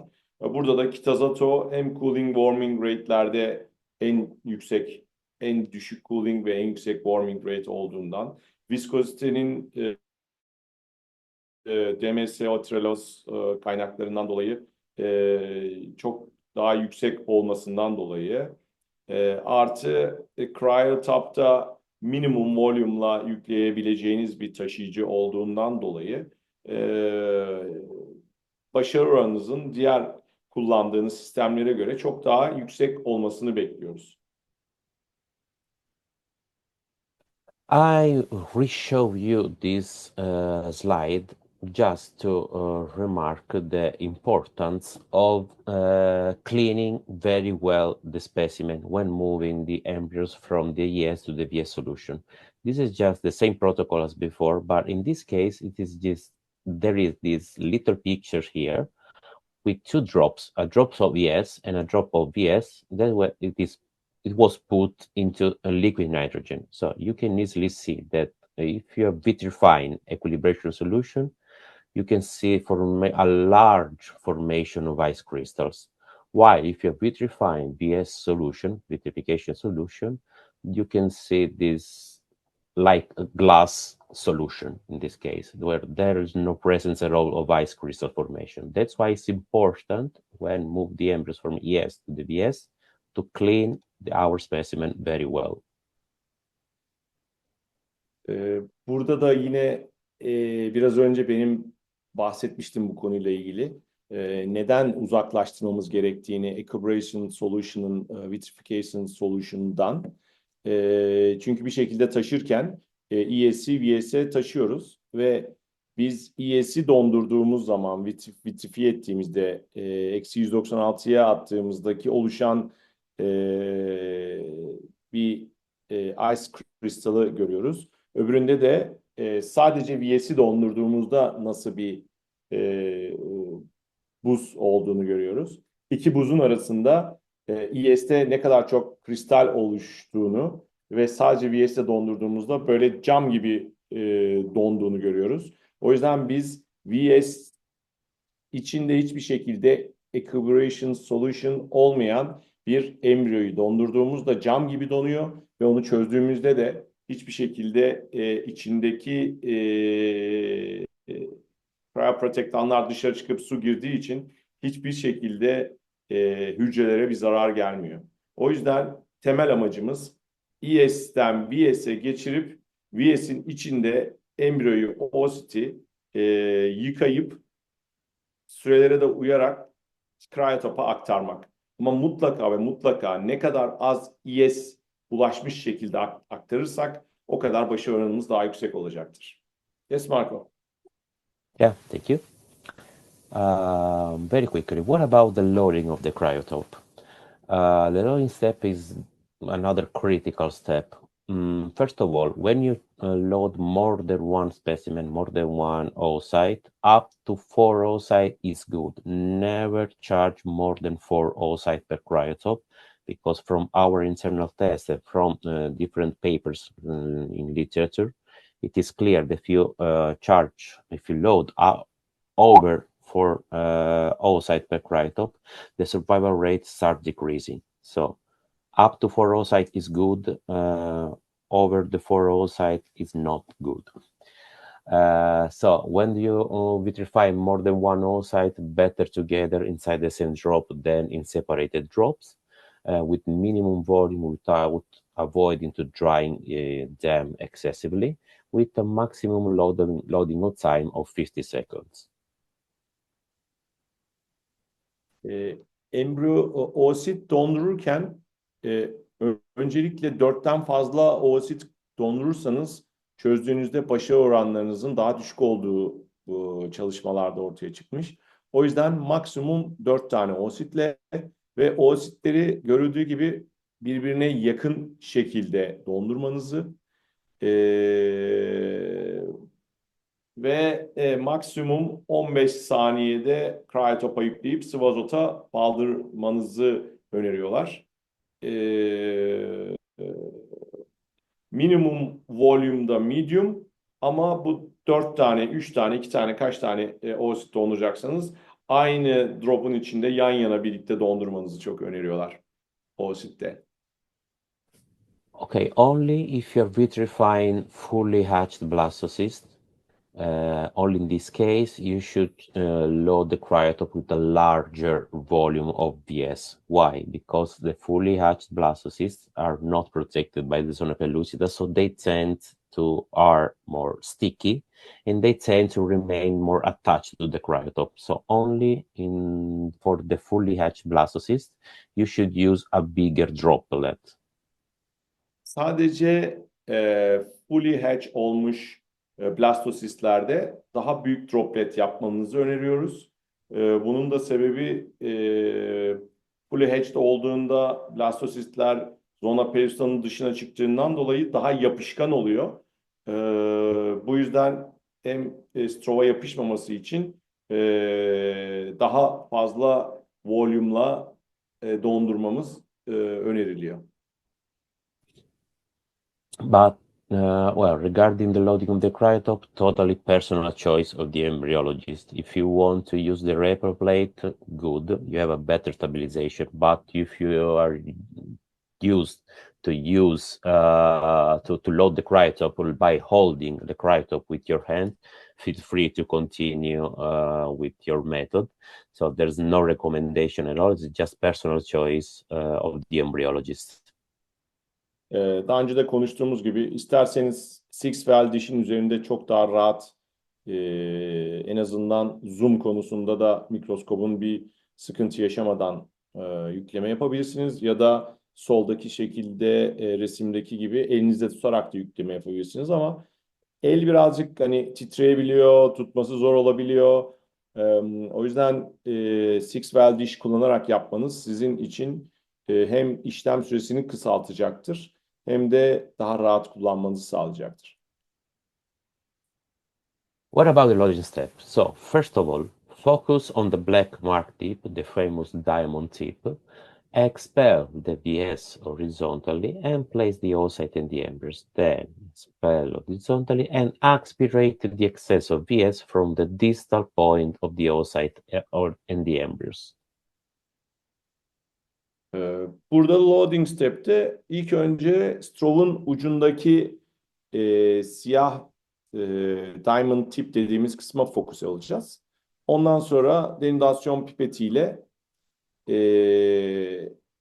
embriyoyu koyduğumuz yerden uç kısma doğru denudasyon pipetiyle oosit embriyoyu bırakacağız. Ondan sonra da fazla embriyoyu çekip işlemi bitireceğiz. Yeah, but what is the right amount of volume that you should use for the loading of the cryotop? There is no codified amount. The good amount of volume is when you start seeing the shadow around the specimen. When you start seeing this shadow, this little shadow, this is the good amount of volume. When there is no shadow, there is too much volume and you should aspirate the excess of the VS. When the shadow is too large, in this case, you should add a little bit of VS because these are the three different pictures from the same oocyte, vitrified with a good amount, and they full recovered. This is the ultra microscope, the ultra structure of the oocyte. This perfect recovered. In this case, when there is too much of VS, you may dehydrate too much, and they maybe not be able to recover. When there is too little VS and the shadow is too large, the oocytes are not enough protected from the VS solution, and they not recover the original shape. Burada da ne kadar medium'la dondurmamız gerektiğini konuşuyoruz. En iyi volume, siz o embriyoyu koyduğunuzda mikroskop altında bu gölgeyi gördüğünüz yerdeki gölge başlandığı zamanki volume ideal volume. İkinci fotoğrafta hiç gölge görmüyoruz Austin etrafında. Bu çok fazla oluyor. Üçüncüde de çok fazla gölge görüyoruz. Bu da çok az medium. İkinci gibi olması durumunda fazla VS medium'unu çekmenizi öneriyorlar. Üçüncü gibi gördüğünüz zaman da biraz VS medium'unu eklemeniz ve birinci şekildeki hale getirmeniz. Çünkü fazla medium olduğu zaman dehidrasyon olabiliyor ve çözdüğünüz zaman aşağıda gördüğünüz ikinci ortadaki resimdeki embriyoyu alabiliyorsunuz. Çok az medium olduğunda da çok fazla korunmadığından dolayı yine o sit kalitesinde, embriyo kalitesinde bozulmalar oluyor. O yüzden ne kadar çok medium'la ne kadar olması gereken medium'la dondurmak da çok önemli. Burada da aklımızda bulunması gereken şey Austin ya da embriyonun etrafında gölgeyi gördüğümüz an bu bizim için ideal volüm. From this other slide is better visible. These are crystal beads, are not oocyte, but it's just to simulate the oocyte. So you can see in this case too much, good, too little. From this other point of view, you can easily see that when there is too much VS, the oocytes are, yes, protected, but they are not enough attached to the cryotop. When there is the good amount, are well protected and enough attached, good. When there's not enough VS, the oocyte and the embryos are too much attached to the cryotop, and they are not enough protected. Burada da embriyo değil ama bu vitrifikasyon çalışmalarında kullanılan cam boncuklar var. Onunla yapılmış örnekleri gösterdi. Bir önceki slaytta en baştakinde çok fazla medium, ortadakinde ideal medium, en sonunda da az medium'la dondurulmuş şekli, yani yüklenmiş şekli vardı. En baştaki şekilde yandan kesitten baktığımız zaman da volume çok fazla olduğu zaman strova çok yapışmadığını, üst tarafta olduğunu, tam ortadakinde ideal olduğunu, öbüründe de fazla medium olmadığı için fazla strova yapıştığını, bu yapışmadan dolayı da zaten towing'de embriyoların strova yapışabildiğini ve hani biraz mekanik olarak zorlayarak embriyo ya da osti strovdan ayırabildiğinizi söylemedi ama onun öyle olduğunu ben biliyorum. Bundan önceki şeylerde konuşmuştuk. O yüzden ideali buradaki ortadaki yükleme şekli. Yes, please. Okay, well, these are just slides with a summary of everything that I already said. So I'm going to skip these two slides for both embryos and oocyte. But we are going now to the latest innovation. I presented and I put the attention on step by step on the conventional protocol for the vitrification and warming, just to clarify how it works, and that is the most reproducible, the more stable protocol that we have into the market with the strongest scientific evidence, because now we are like 20 years of paper published with the Kitazato conventional method. So it's important to remark the importance that it still remain the best method into the market. But we always look at the literature. That's why starting from 2019, a lot of papers suddenly came out speaking and talking about ultra-fast vitrification, ultra-fast warming, etc. So we took a look at these papers and we asked to ourselves, is it really possible? Is it really working? That's why we started our internal test, collaborating also with the larger clinic into the world, just to recollect the largest data as possible. And that led us to launch into the market last year in 2024, the first ultra-fast warming protocol with the CE mark. Very important to remark the importance of the CE mark, because there are other companies that are trying to sell their rapid, whatever warming protocol, but they have no CE mark, so they should be not allowed to distribute their kits. You want to say something about this? Ya şimdiye kadar yıllardır kullanılan ve yani binlerce çalışması olan 20 senedir neredeyse kullanılan bir metottan bahsediyoruz. Bu metot çok efektif olarak kullanılıyor yıllardır. Ama son yıllarda hani ultra fast hızlı dondurma ile ilgili birçok çalışmalar var. 2024 senesinde de Kitazato firması daha hızlı yani ultra fast warming protokolünü CL'miş durumda. Bunu CL'lemek demek gönül rahatlığıyla kullanılabilir olmasın demek.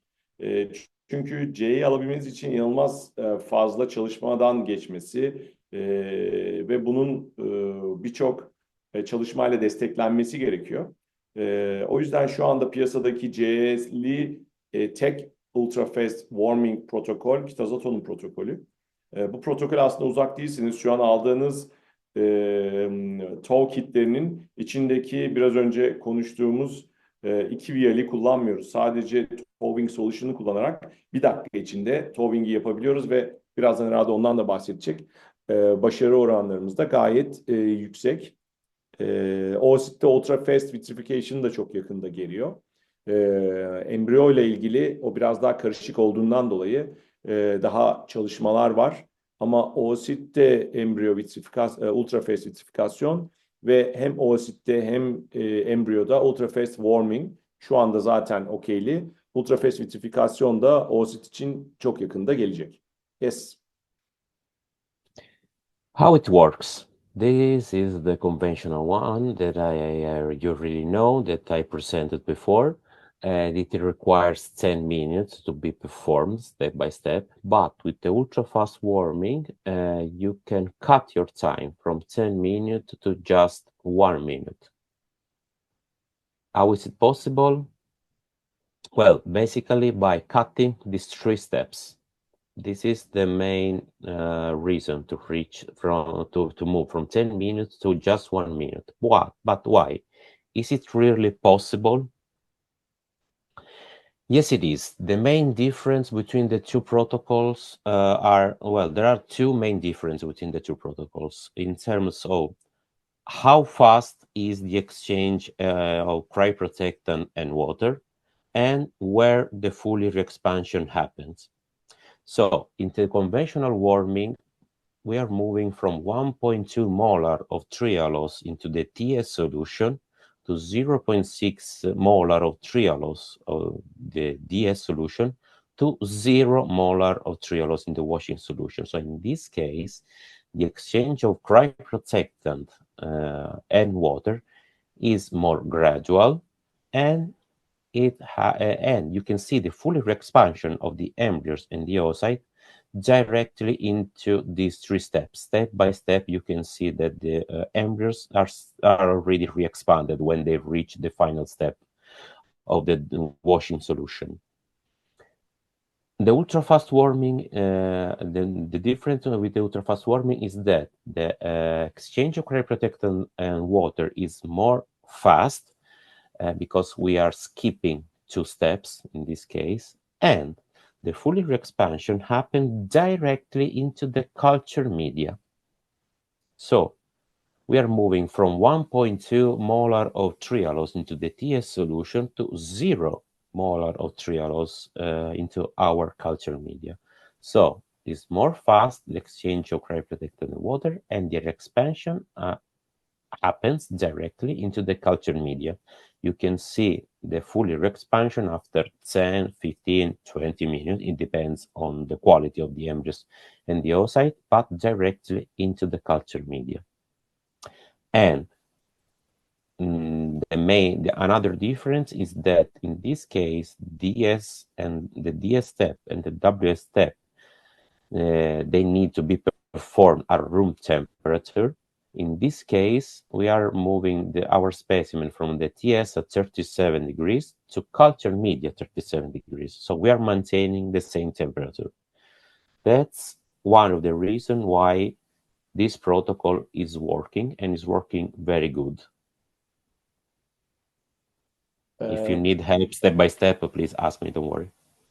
Ya biz şimdi yeni ultra fast warming protokolünde biraz önce anlattığımız yavaş yavaş protektanların çıkıp yavaş yavaş suyun girdiği bir sistem yapıyoruz ve burada Towing Solution'dan sonraki DS ve VS'leri oda sıcaklığında yapıyoruz.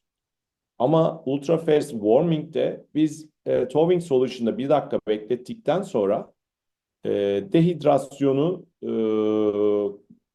kültür medium'unda yani direkt 37 derecede devam ediyoruz.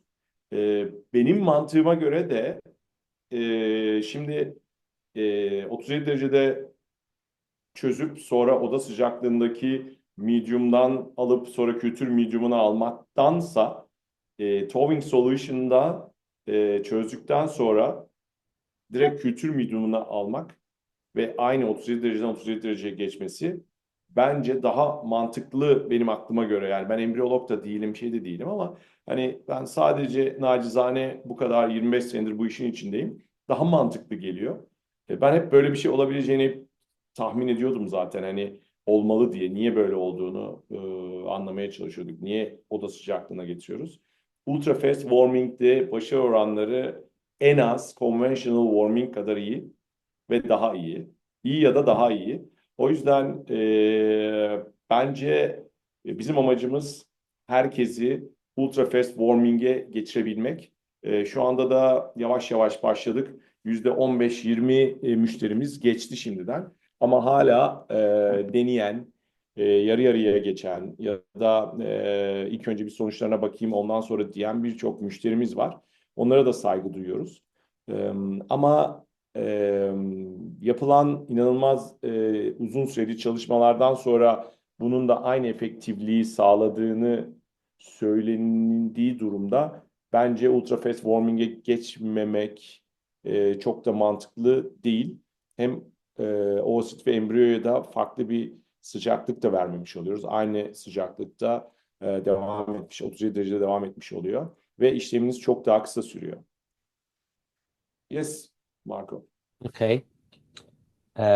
In this case, this protocol, in this protocol, better than any other case, in this case, it's mandatory to have the TS at 37 degrees. It's always mandatory, but in this case, we only have just one step, which is the towing solution step.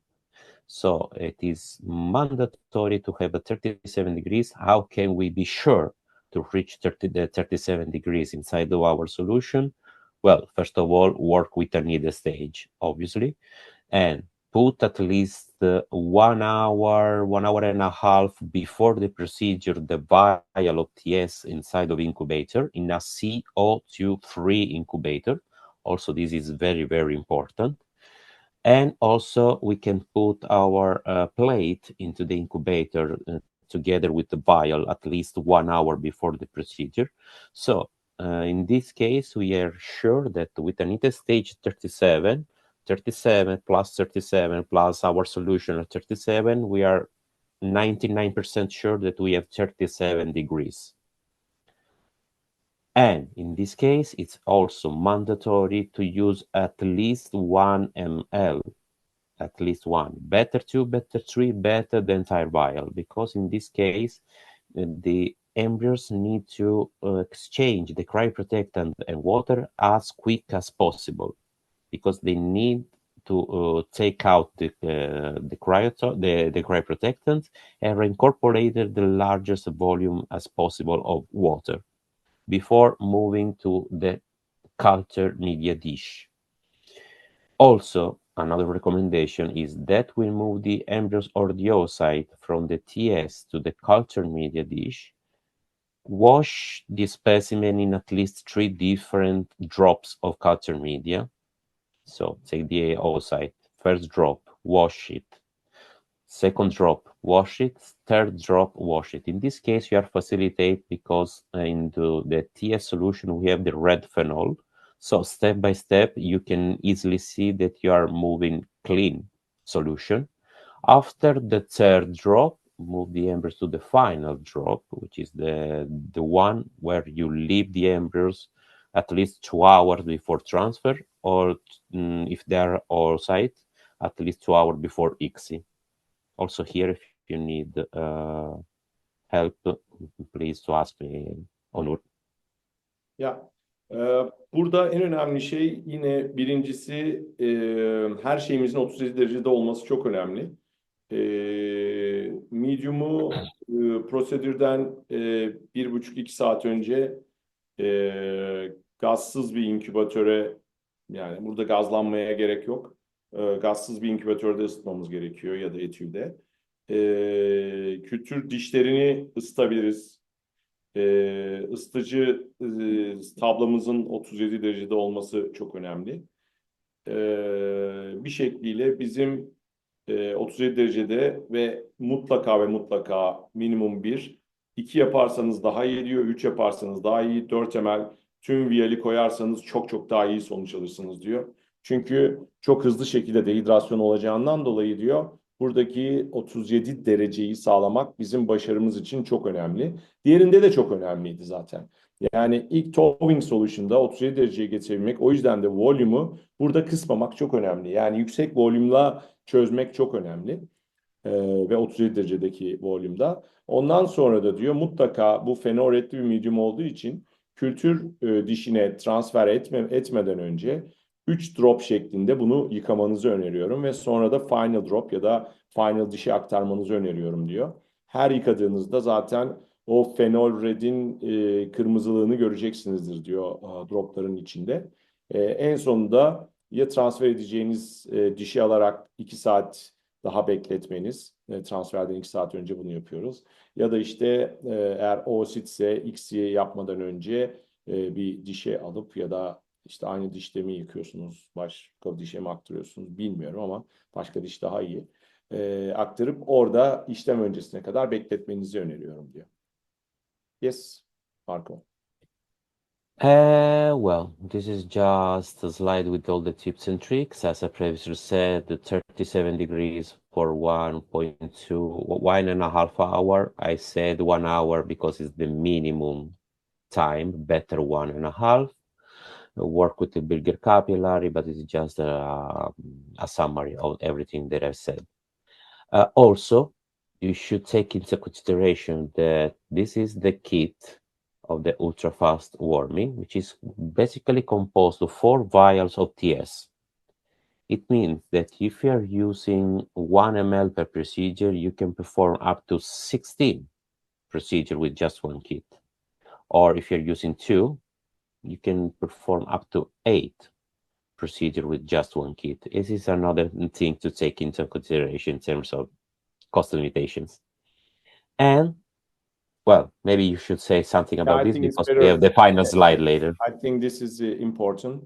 Yes. Yeniden burada biraz önce söylediğimiz üzerinden Towing Solution'lar mutlaka 37 derece ve karbondioksitsiz bir etüde, inkübatörde 1,5 saat kullanmadan önce bekletmemiz gerekiyor. Aynı zamanda dediğim gibi eğer center well'i kullanacaksak center well ya da 35'lik dişi de aynı inkübatörün içinde kullanmadan önce ısıtırsak çok iyi olur. Çünkü bu X step'in mutlaka 37 derecede olması gerekiyor. Ama hiçbir zaman daha önceden medium koyup şeyin içinde bekletmiyoruz. Çünkü öyle yaparsak ozmolarite değişiyor evaporasyondan dolayı. Mutlaka kullanmadan önce viyali medium'a kültür kabına dökmemiz gerekiyor. Oositler için 140'lık, klivaj embriyolar için 200'lük, blastositler için 300'lük biraz daha büyük denidasyon pipetleri, kapileri kullanmanızı öneririz. Bu da mekanik stresi engeller diyor. Yani çok küçük, çok dar çapta denidasyon pipeti kullanmayalım diyor. Onun dışında workstation ya da heated stage bunların tabloların üstünü mutlaka 37 dereceye gelmesini ve laminar flow daysak yukarıdan hava üflediği için bunu da medium'u ya da koyduğumuz yüzeyi soğutmaması gerektiğini öneriyor. Ona dikkat etmemiz gerektiğini. Onun dışında oositlerde diyor 1 dakikadan sonra Bayer Fringens daha Austin etrafındaki şeyleri tam göremiyorsanız diyor bir 10-15 saniye daha bekleyebilirsiniz. Normalde embriyo 1 dakika yeterli ama oositlerde bazen 10-15 saniye daha bekleyebiliyoruz diyor. Bekleyebilirsiniz diyor. Fazla değil. Onun dışında da 3 defa yıkamanızı 50 mikrolitrelik droplarda kullanmadan önce yıkamanızı ve her seferinde bir droptan öbür drop'a geçirirken mutlaka denudasyon pipetlerinizi, kapilerinizi yıkamanızı dışarıda öneriyoruz diyor. Bundan sonra da 2 saat sonra XC için ya da transfer için embriyo ya da oositi kullanabileceğinizi söyleniyor. Bu aşağıda da Ultra Fast Warming Kit'i görüyorsunuz. 4 vial, hepsinde 4 tane 4 ml'lik vial. Aslında 4 ml'in hepsini kullansanız çok daha iyi ama en az 2 ml kullanmanızı ben çok öneriyorum. Yani birinin altına zaten düşmüyoruz ama burada sıcaklık çok önemli ve hızlıca hidrasyon gerekiyor. O yüzden hidrasyonun oluşabilmesi için yüksek volüm ve yüksek çözülme hızı çok önemli. Yes, Marco. Yes, and another thing that I didn't say is that the TS solution is not toxic at all. So don't be afraid if after 1 minute you cannot you cannot be able to retake the embryos. You lose the eye contact with the oocyte and the embryos. Take your time. Even after 1 minute, if you need 10 seconds more like this, or 50 seconds more, take your time, retake the embryos, then move to the culture media because there's no toxicity into the TS solution. It's just solution with water and trialose. Ya, Towing Solution'da traloz ve sudan oluştuğundan dolayı ana ürünleri bu olduğundan dolayı toksik bir madde yok.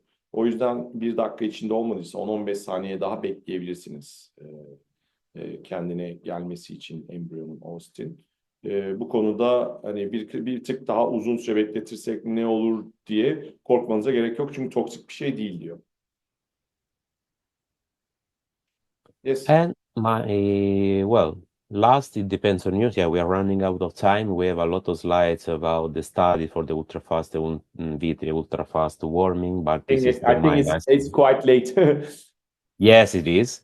So, just to tell you, everybody, that we already have our ultra-fast warming, but we are also working in the ultra-fast vitrification, which allows you, before then us, to reduce your vitrification time from 15, 16 minutes to just 2 minutes. And believe me, believe Kitazato, it is really possible. We already obtained the CE mark for the oocyte, so it is already tested. We are still in phase of obtaining the final, the final papers for the CE mark also for the embryos, just because of the lack of, because for the embryos there is a different regulation compared to the oocyte. But just to tell you that and there's no still ultra-fast vitrification kit into the market.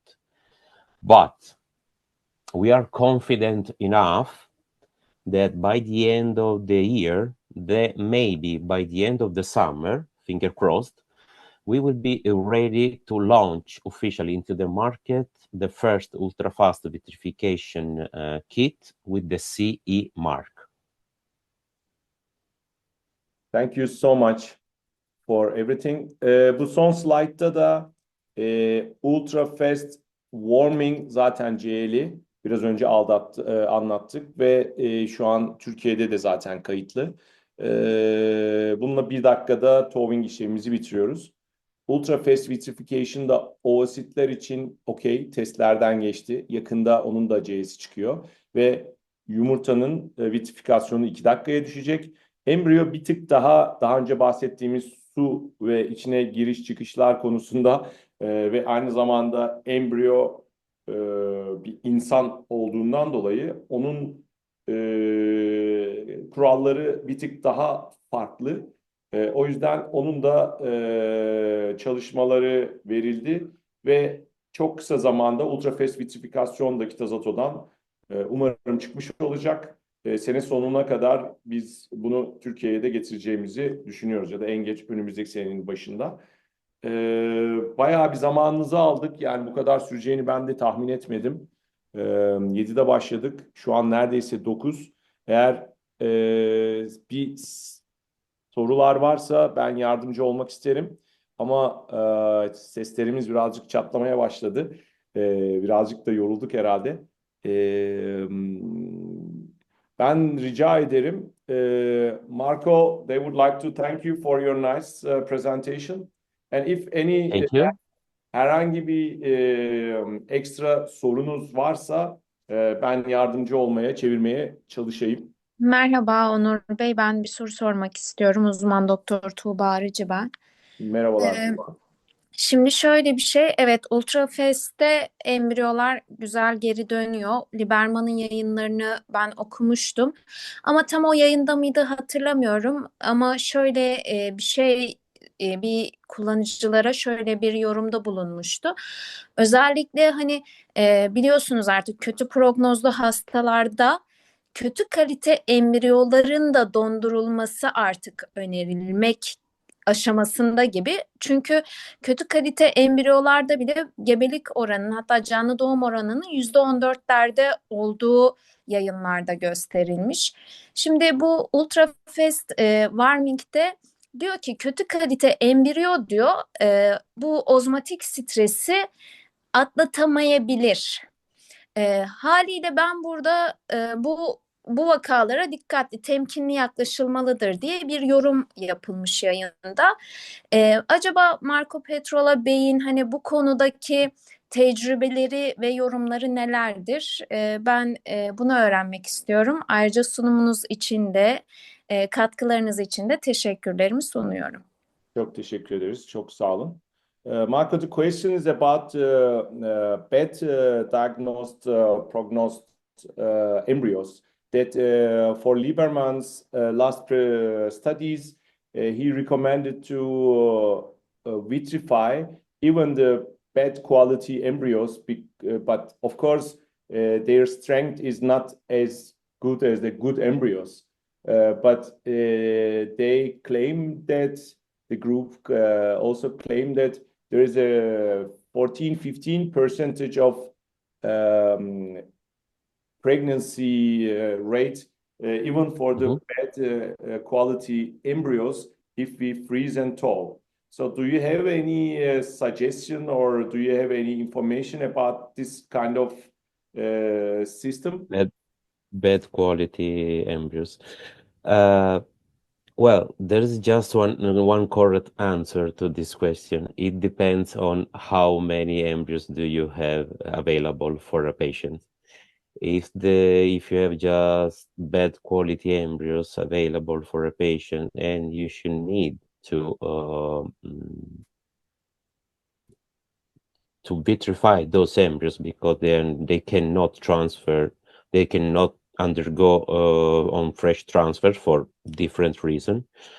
If you have only bad quality embryos, go for it and vitrify those embryos. If you vitrify them properly, following the Kitazato method properly, step by step, we can guarantee the same result in terms of survival rate. Then, obviously, if they are embryos of bad quality, maybe they can survive after thawing, but we cannot guarantee, obviously, the results in terms of pregnancy rate. But the main reason here why to vitrify is just to prepare the lady for the next cycle. There are a lot of different reasons. Maybe just to avoid an overstimulation for the women's, or because they, I don't know, there are a lot of, or maybe they are going under PGT. So in this case, you need to vitrify all these embryos. The reason for vitrifying these embryos to postpone the transfer, there are very, very different. It depends on the patients. But if you have only a few embryos of bad quality, you should guarantee at least 10% of hope for those patients. So our recommendation is to vitrify also the bad quality embryos, but you have to take into consideration if after thawing they are not surviving, maybe it's not because of the Kitazato method or the solution or the stroke or the embryologist, but just because of the bad quality they already had before the vitrification. Mm-hmm. But so you recommend it just to use as like a last chance. But of course, you shouldn't expect a miracle from Kitazato kit. So this is Yeah, we are working also on miracles, but we are not ready to to make miracles.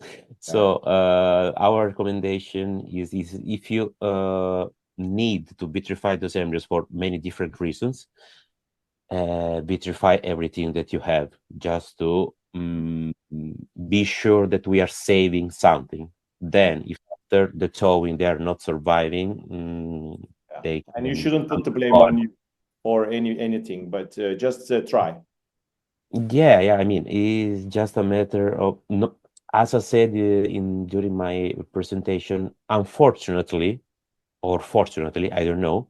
Not all the embryos are the same, so we cannot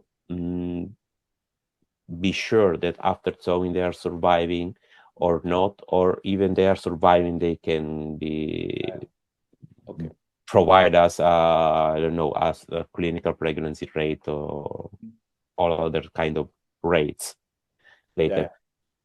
The only matter is if you have bad quality, go for it first of all. If you have enough good quality embryos, vitrify just the good quality embryos. But the only thing that Don't have you need any to have, choice. if just bad embryos, go and vitrify them. And I don't know, cross your finger Okay, for the pray God towing and part. then make the transfer, huh?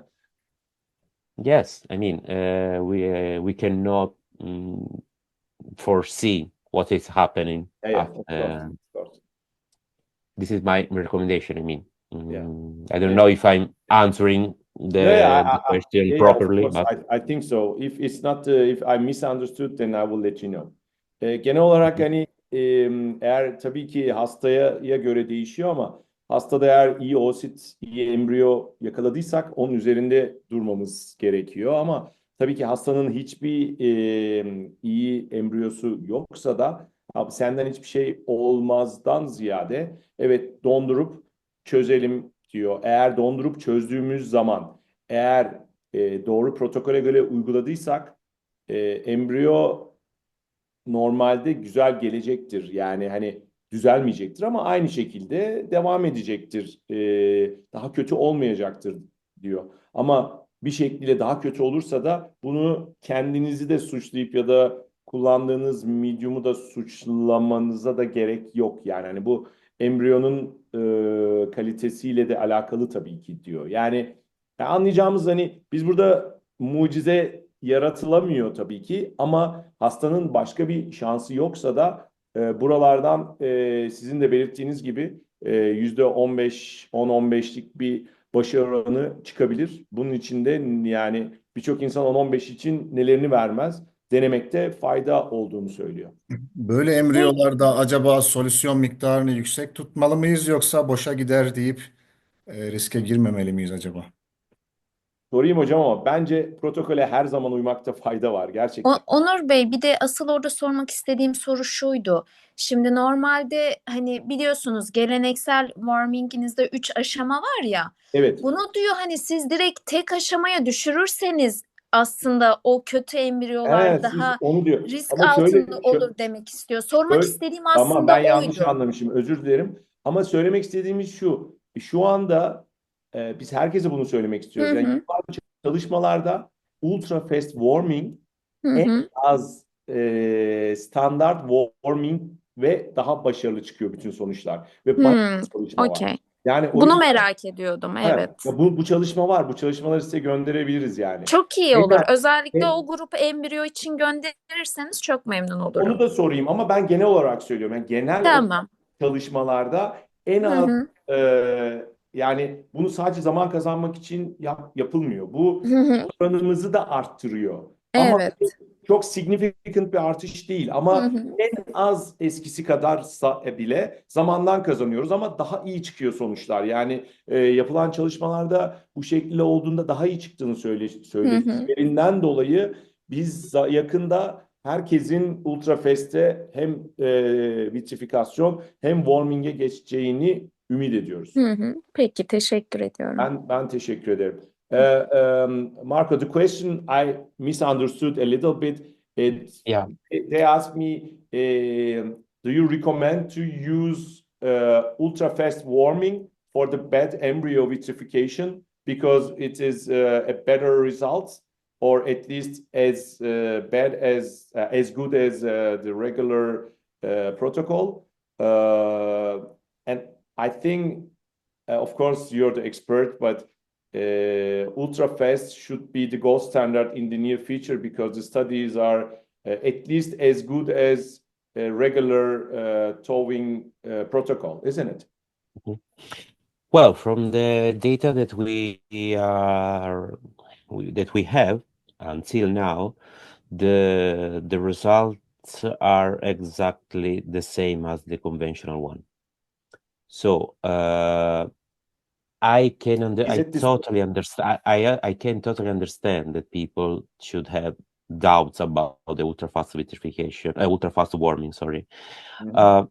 That's why my recommendation is to start your internal validation inside of your lab. I mean, starting from bad quality embryos, trying to discard the embryos, trying to warming those embryos with the conventional one and the ultra fast one from the same patient, for example. If you see that the survival rate is exactly the same, then you can switch to real cases. I mean, for example, by switching for my patient that have 12 oocyte, you can warm 6 oocyte with the conventional one and 6 with the ultra fast, just to see with your own eyes if it is working or not.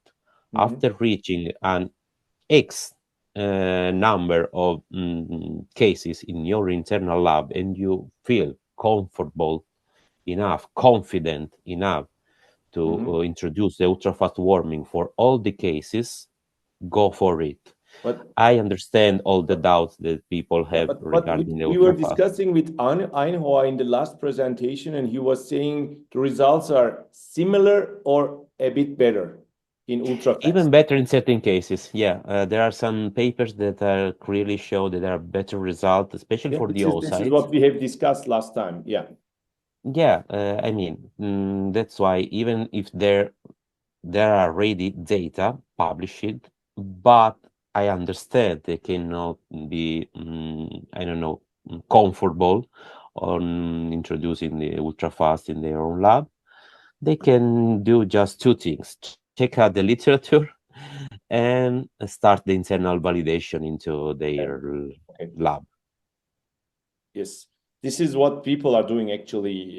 It takes some time to If switch well, internally. another thing, We are still if selling they more regular than ultra fast towing. yeah. I mean, but in this case, if they have doubts on ultra fast warming for bad quality embryos, please tell them to continue with the conventional one because we are not in a rush. We are not here to convince you to switch tomorrow to the ultra fast warming. Of course. If you're really good and confident with the conventional one, where we have 20 years of literature, Yeah. please continue to using the conventional one. I mean, we are not here. We are just offering an option. Yeah. If you want to try it, go for it. If you feel more safe with the conventional one, please continue with the conventional one. Yine gerçekten çalışmaların sonucunda en az aynı çıkıyor ve biz geçen Ayn Hoa diye başka bir embriyologla da bu tarz bir prozentos bir sunum yapmıştık. Oradaki ben size yani haber verirseniz ya da bana mail atarsanız istediğin maile elimizdeki çalışmaları da atayım. Ama çoğunda aynı ya da daha fazla, daha başarılı ultra fast warming'de sonuçlar çıktığından dolayı hani bizim önerimiz diyor kendinizin bir onu görmesi. Mesela tabii ki biz hani bunu deriz ama siz kendiniz içinizi rahatlatana kadar hastaları eşit bölerek ya da belli bir sayıda ya da kötü embriyolardan başlayabilirsiniz. Ultra fast ile bir çözün. Arada fark olup olmayacağına bir bakın. Sonra karar verin ama inanılmaz çok çalışma yapıldı. O yüzden ultra fast ile çözmenizde hiçbir sakınca yok. Yani en az eskisi kadar ya aynı sonuçları alırsınız diyor ya da bir tık daha iyi yapılan çalışmalarda bir tık daha iyi sonuç alınıyor ama daha kötü sonuç hiç çıkmadığından dolayı zaten bunu C'leyip piyasaya sunduklarını söylüyorlar. Volume konusunda da ben daha önceden hep soruyorum. Başka embriyologlara da soruyorum Kitazato'da. Ya onlar hep protokole uymalarını çünkü o zaman hiçbir sıkıntı çıkmadığını yani kötü embriyo ya da iyi embriyonun olması da çok önemli değil yani. Ama protokol den çıkıldığı zaman işte o medium'ların birbirine geçmemesi ve süreler var. Süreleri aşmaması gibi şeylere çok dikkat etmemiz gerekiyor. Bunları eğer medium'ları protokole göre uygularsak ve volümleri de yaparsak bazı küçük hatalar yapsak bile yine başarı oranları çok etkilenmiyor. Çok stabil sonuç alınıyor. Onu biz yaşıyoruz yani. Onu kullanan merkezlerimiz var ve kullanmayan merkezlerimiz var. Ya onu biz de görebiliyoruz satıcı bir firma olarak. Teşekkür ediyorum tekrardan. Ben teşekkür ederim. Umarım sorunuza bir cevap bulabilmişizdir. Evet, aldım, sağ olun. Yani çok şey olmadı. Tabii ki hani evet şu ya da bu denilecek de bir soru değil aslında ama elimizden geldiğince cevap bu şekliyle oldu. Evet, belki de hani böyle iyi kalite embriyosu olan bir hastanın kötü kalite embriyoları üzerinde deneme yapmak mantıklı olabilir. Aynen o da Önerisi onu de önerdi güzeldi. zaten. Kötü Evet. embriyolarla bir deneyin, bir görün dedi. Hani içinizi rahatlatın Evet. dedi. Ama gerçekten bizim Türkiye'de de ciddi büyük siktus yapan ya da ciddi yıllardır bu işin içinde olan çok büyük merkezler şu an öyle başladılar ve Ultrafest'e geçtiler. Peki. Hı hı. İyi İçiniz akşamlarınız rahat olsun. olsun. Çok sağ olun. İyi akşamlar, iyi akşamlar. Well, Onur, there are Yeah. some questions into the chat. I mean, that I think that we have like, I don't know, 5 minutes more for a couple of questions. In the chat, they are all thank you to you and all these kind of things. There are no questions here. Oh, okay. So thank you. I don't know Yeah, they're for your all thank. people are really happy to meet you and they are thanking you for a nice Okay. presentation. Okay. So if there are no more questions, I think that we can Başka conclude soru this. var mıydı? Benim 3 tane sorum var ama uzun süreceği için hiç Yok o yok. şeye Sorun, girmeyelim sorun. Buyurun. bence. Ee, Buyurun.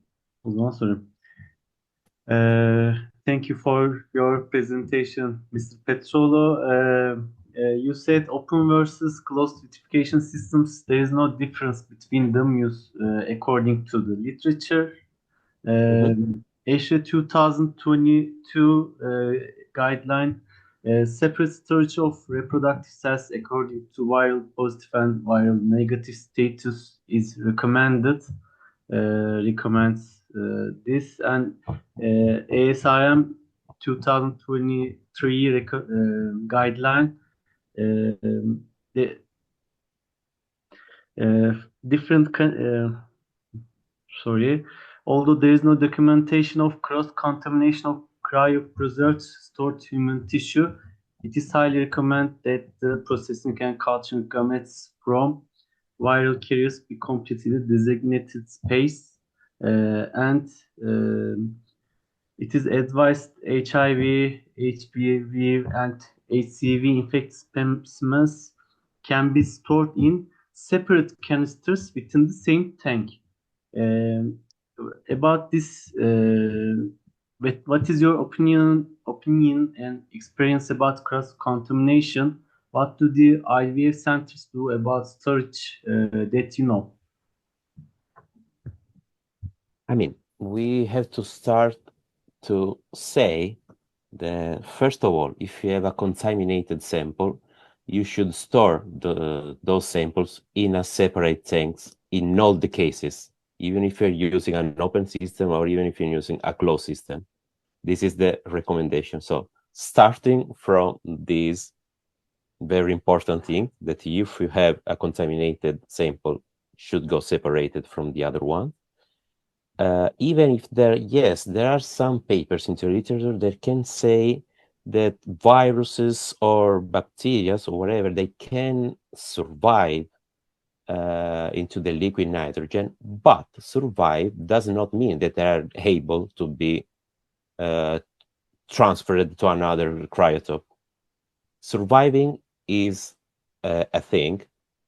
Having the capacity to go and invade another sample, even in the same goblet, this is another thing. Even if they can survive, but their metabolism is vitrified as well as the samples in that case. So the paper that I showed clearly say that there's no risk of cross-contamination because inside the liquid nitrogen, the viruses are remaining there and they have no capacity of to contaminate the other samples. So there's no risk at all of cross-contamination. Obviously, if you have a contaminated sample, you should store it in a separate tank. But this, in all the cases, even if you're using the closed system, this is our normal recommendation in all the IVF labs. Some clinics store all viral positive samples together, and some clinics have separate storage per type of virus. Do you recommend which one? Well, I mean, it depends on the number of the cases. If you are living in an area where there is a larger number of cases, I mean, like HIV or HCV or other viruses, maybe you can think that you dedicate an entire tank to those kind of samples. Yes, you should separate per virus. I mean, the HIV should be separated from the HCV and the other ones. You should use a smaller tank if you want to save some money in liquid nitrogen if you don't have a large number of cases. But yeah, my recommendation is just to separate the different straws from separate kind of contaminations. Okay. 2 questions short. We are using the old method and towing kit until we get the new kit. Do you recommend us to stop the conventional warming and throw away the DS and VS solutions? I will never recommend to stop using what you are really using. If you have a good results, and if you are happy with the results that you have, I will never recommend you to change your protocol, to change anything in your lab. We are here just to offer an option. If you want to try, if you want to, I don't know, if you want to introduce a new protocol in your lab, feel free to do it. As I previously said, we are not in a rush just to see who will become, will reach the first position or the second position, changing the entire protocol inside of a lab. Also depends on the number of the cases that you have in your lab. If you have a few cases, you can, and you feel comfortable with the conventional one, and there is no need on saving times inside of your lab, please continue with the conventional one. Because later, if you're switching tomorrow and you start decreasing your survival rate for a reason that we cannot foresee, that I will read your email by telling me, my survival rates start decreasing because of the ultra fast warming. No, we are offering an option, and if you need support for the introduction of the ultra fast warming in real cases in your lab, we will be always there to provide you support step by step. Okay. Last questions. Why are the Kitazato products so expensive? We are having difficulty overcoming financial difficulties. Your products are very successful, but every laboratory doesn't have your products because of the cost. This is a good question. Maybe the one that should answer is not me, but Onur. Because in this case, I'm not. I know nothing about the costs or It's also distribution. a little bit related to Turkish economy and payment terms. And for example, we use some tenders, another company to quote, so price is going up or this kind of things. So it's not only the Kitazato expensive, but it's also the payment terms of the labs. Because for the governmental hospital universities, our company does not offer direct price. We use another sub dealer to provide price. It's the reason price is a bit more pricey. Yeah, unfortunately. That's why we developed and introduced also the micro droplets protocol. Yep. Because we know that there are countries that cannot afford the cost of the kits or whatever. But we developed this protocol just to guarantee the same result with the lower volume as possible. Marco, but it's also cheaper to switch to ultra fast warming, because ultra fast warming has 4 vials and the price is not double price of the towing kit. So it's much cheaper to switch to ultra fast. Ultra fast'e geçtiğiniz zaman normalde bizim fiyatımız normal kitin 1,5 katı civarı. Ama siz 2 katı daha fazla vial almış oluyorsunuz. Burada da towing'de bir daha ucuza gelmiş oluyor eğer ultra fast warming'e geçerseniz. Evet, Yani onun için sordum özellikle. fiyatlar konusunda da maalesef yani devletlerin ödeme vadelerinden dolayı biz aracı kullanıyoruz. O yüzden de fiyatlar biraz daha yükseliyor maalesef. Evet. Yok, I'm sorry about it, but I'm not in charge of selling part. Not a problem. I can provide you scientific answers, but I'm not a good seller for nothing. Thanks for your answers, Mr. Petrolo. Thank you for your attention and thanks everybody for attending to this. Başka sorusu olan var mıdır? Ona göre kapatalım mı?